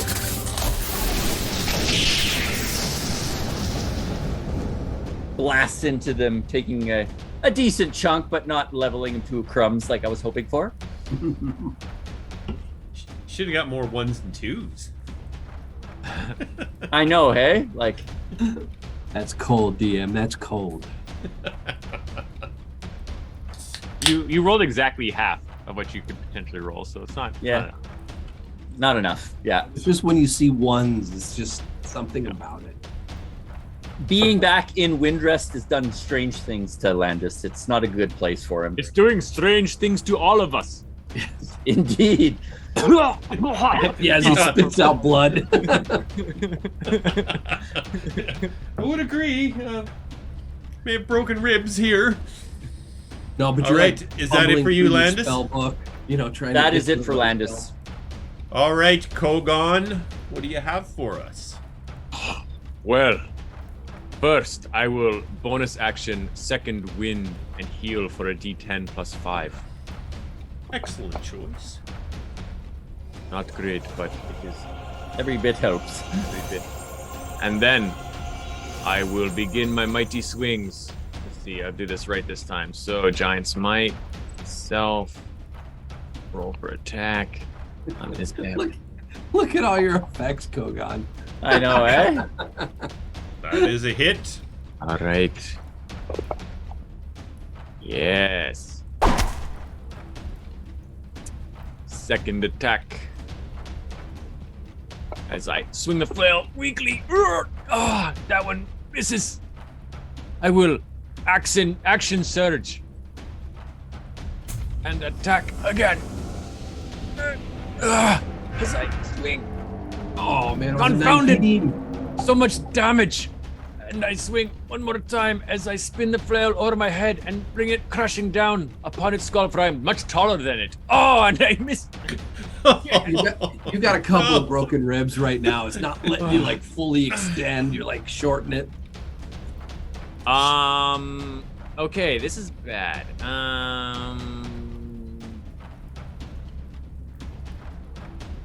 Don't worry, Kogaan, I'm coming! Let me just think here. We got two more people before my turn. Oh, I should have rolled. Actually, you know what? On that last one, I'm gonna add my bardic inspiration. Okay. Is that okay? Yep. Nice. So what's that? A D8? D4, isn't it? It's D6, a I think. D6 currently. D6. Okay. Come on, 6. Come on. No, Come sorry, it's a D8. It's a D8. D8. Oh, thank God. It's a D. I'm 5th level, so it's a D8. Oh, Is a right. You're higher 15? level now. Right. Does a 15 hit? No. Dang. Okay. Well, Maybe I'll get better at inspiring you. Don't worry. I spent everything. Bardic inspiration. So you went up to a D8 at level 5, right? Yeah. Yeah, from a D4? From a D6. From It a starts D6. at a D6. D6, Yeah. that's right, yeah. I don't know how to remove inspiration from my thing, but I guess it doesn't really matter. It's not automatic. Okay. I can do it. I'll remove it. Oh yeah, I guess you would adjust it. It hath been spent. And now I will pray. Oh man. Just a second. How many hit points do I have? 28. We'll pray to the gods. I will yell out, Krenso Sol! And roar in this thing's face and brace myself for more damage. All right, Nightingale. Well, after seeing Kogaan take, basically, be juiced inside of his skin, Nightingale will run to there and then puts his hand on Kogaan while holding his rod of healing. Oh, thank God. I will use 4 charges to cast it at a 4th level, giving me 4d8 to heal. Wow. Bang, baby. There we go. Ooh, there's that. Now when we need high rolls, that's Nicely done. what makes Douglan's like, you always Don't you hit me with also- it. Yeah. Add wait, your. wait, that's how you do it? It's a rod, so I don't. Oh, so it doesn't add a modifier? Okay. No. I'll take it. Thank you, The rib entertaining. pops back in. And then, as a bonus action, I look him in the eyes and I say, "Let me see. Don't worry. When I retell this, I'll leave out the part where you almost died, and I'll inspire him." Another inspiration. Nice. I'll leave out the part where you almost died. All right, is that it for you, Nightingale? I got 5 feet of movement left. I will step back 5 feet, All right. and I'm good. Douglan McCain. Douglan thinks to himself, oh, Nightingale used to touch me and hold his rod before. Now that Kogaan's here, he doesn't. Ew. All right. Douglan's lost his mind. All right. You hit. He's gonna pump a little something into this one. Oh, Just yeah. a little bit.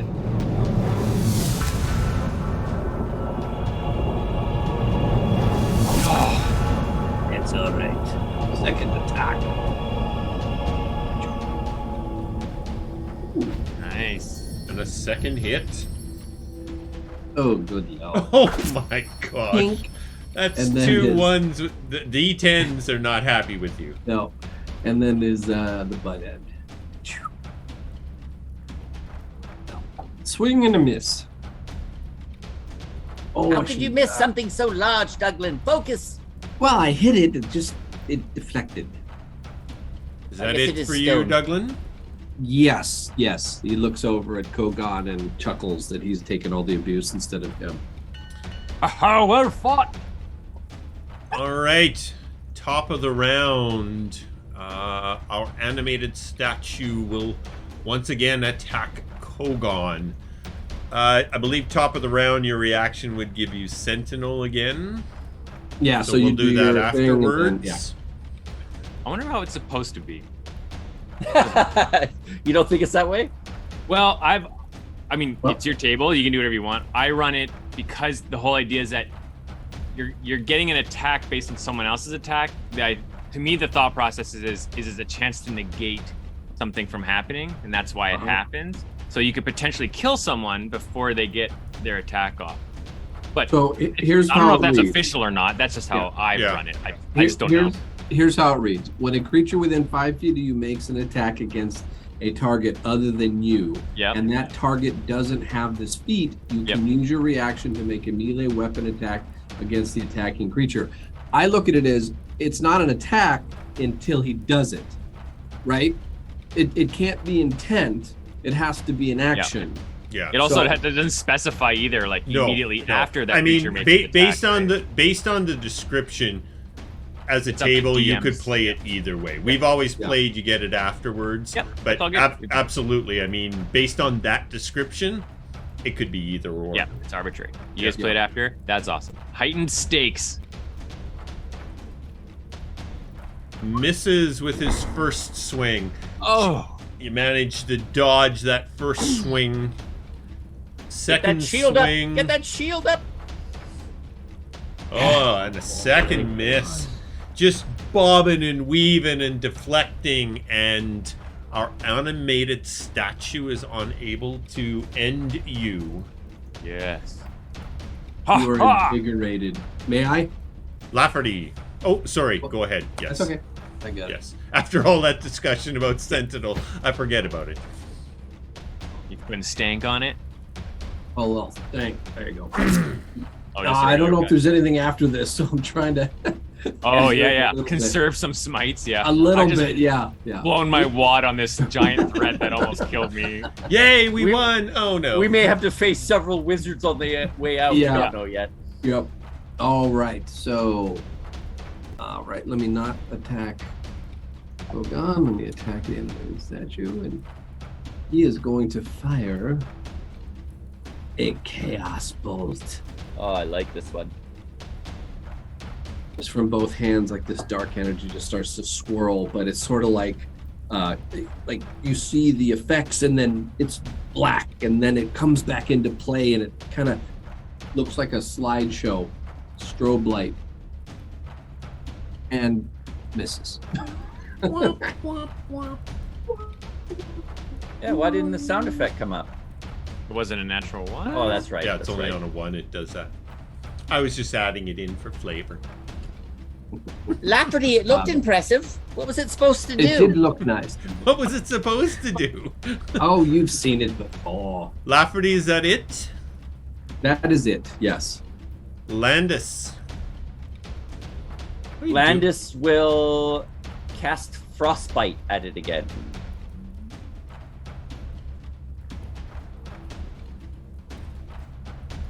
Succeeds. We're getting cocky.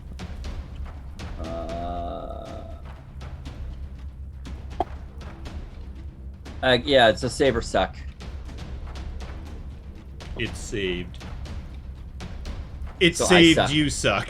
It's saved, I suck. And I will use my movement to... Yeah, I'll join... No. I'll step a little bit forward. Maybe closer will help me. And that's the end of Landis. I mean, end of his turn, not the end of him. Yeah. Hopefully not the end of Little Landis. foreshadowing going on there. Okay, Kogaan. All right. Since I am so massive and strong, I will use one of my attacks to shove the creature and push it prone. Alrighty. So contested athletics, or he can use acrobatics if he wants to resist. He rolls out of it. You're like, damn. Alright. Nimbly bimbly. Oh, 30. nice. Holy smokes, man. So it has to contest your... Yeah. Unless it's Muscle. immune to prone condition. I grabbed the wrong thing. But I don't here. think it is. Or pushing and shovings.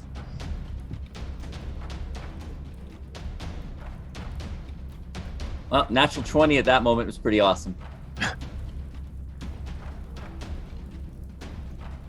Yeah, All only right. half to. So it is now lying on the ground.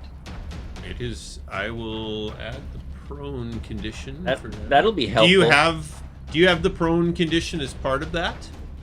No, because it's just an action you can choose. You just have to. I don't know. Yep. No, I Apply can it. add in prone. That's no problem. That might be something we can add later on. Yeah, I that guess you we could could. apply it. Apply, and then it would automatically roll for that creature as well and do all this stuff. That's Yep. cool. It probably does have that, doesn't it? It does. I'm Yeah. just adding prone to him now.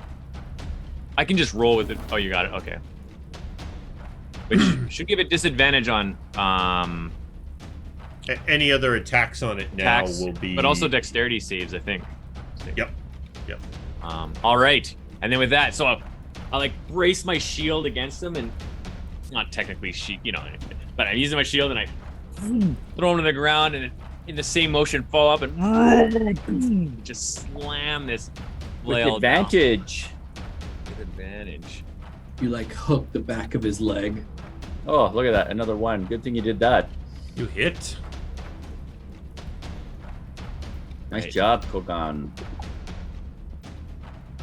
You're all about the ones. Not bad. 1 1 1 1 1 1 1. I think that's it. Yes, that is that. Well, that's all right. You set him up right nicely. That's right. Set him up for my dear partner, Nightingale and Douglan, but especially You Douglan. got it. I'll come in and slay it like the beastmaster I am. He just gives it. Nightingale. Well, behold. Just imagine what that would sound like to this giant stone statue just tumbling to the ground in here. A rather Echoing. large clank. Yeah. So cool. Nightingale, seeing this creature fall to the ground, instinctively takes a few steps and uncoils his whip, which snaps it down on the creature. So I'll be there. I'll make it extend to its 15-foot range. Okay. Just the tip. And Oh, what yeah. are you attempting to do? Just Quick cause attack it? Just attack just it? causing it hurt. Yeah. Okay. Oh, You miss. wraps around the pedestal. Damn it! You got a 10-foot whip and you're 15 feet away, Nightingale. Come on. I'm kidding. Joke. Then I will move to there. Bonus action cry. Bonus action. Reaction. And that's it. Just hold Douglan. there. Oh, shit. Sorry. My finger slipped there. Just 1 second. I need more practice with this damn whip. Okay, Douglan. Oh, dear.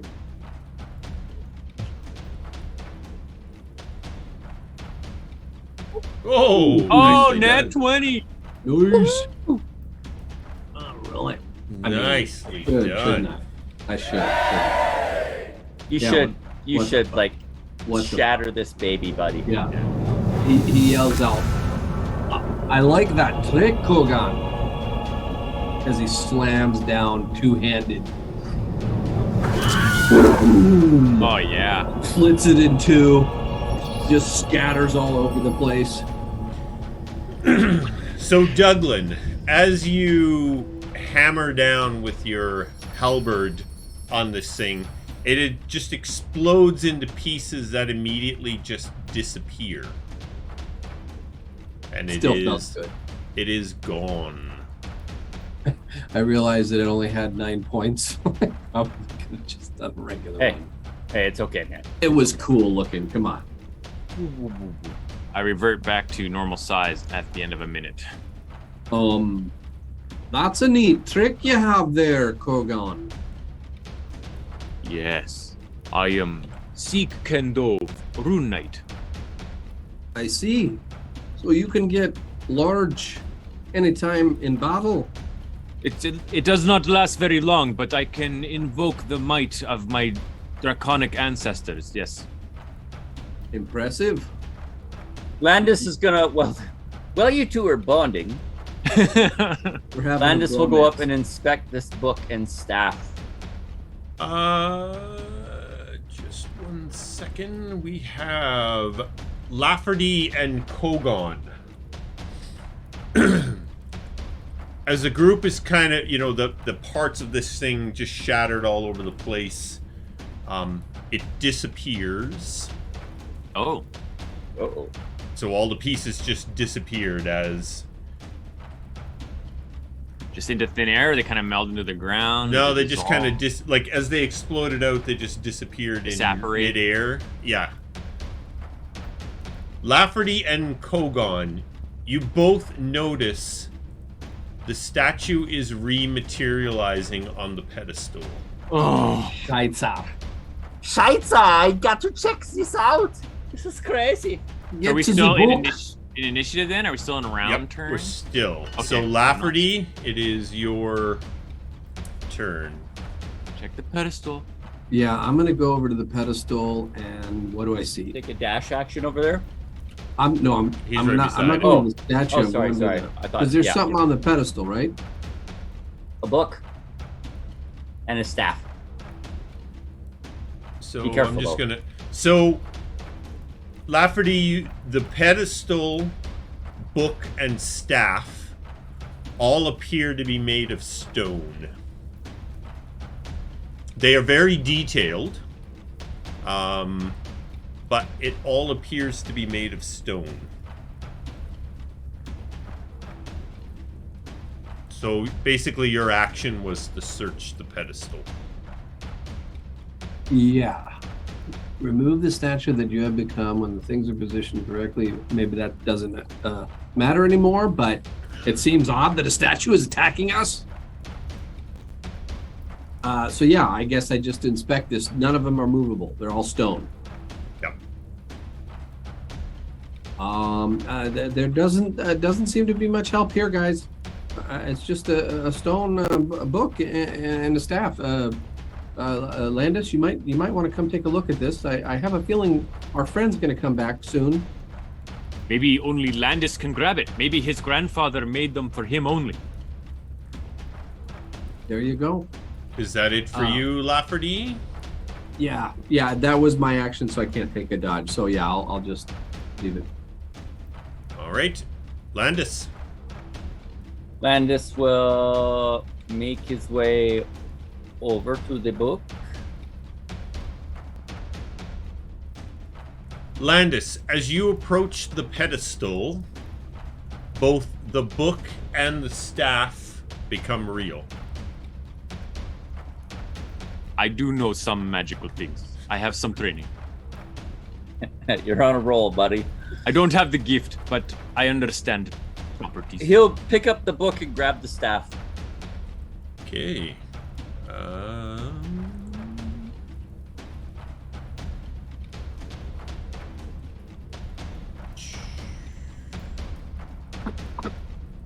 Okay, the book, you can see the book is closed. It's fairly large. Says right on the top of it, it says the Book of Summoning. And the staff, Staff of more summons. the staff looks like this. I'll share the picture with the group.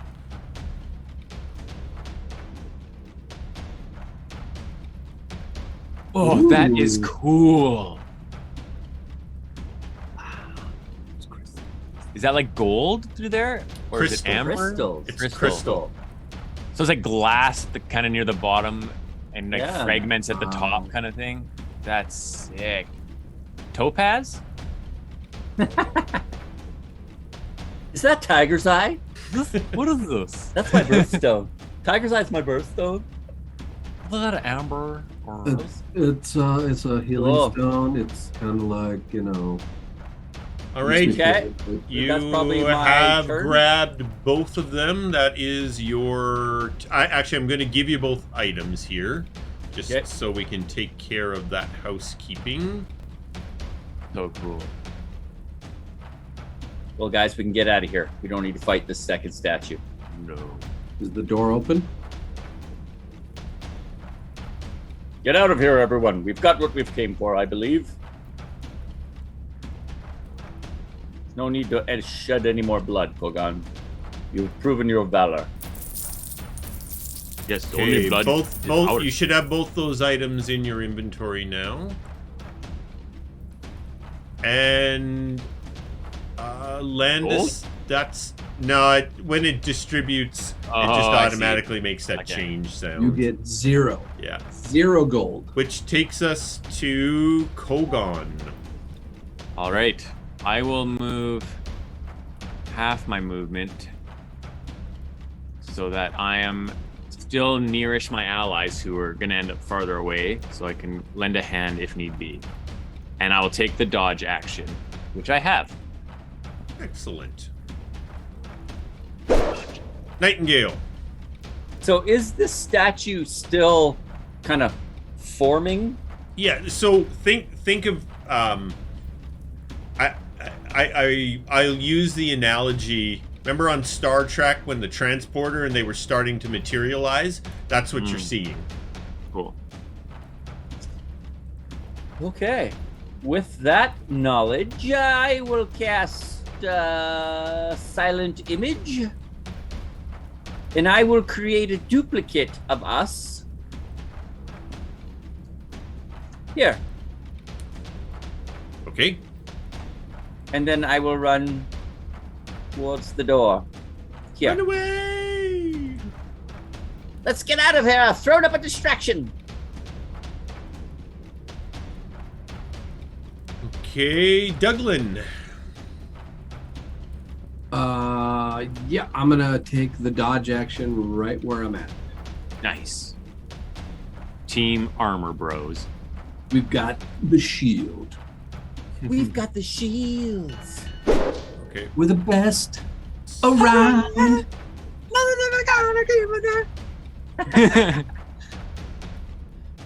It's a great song.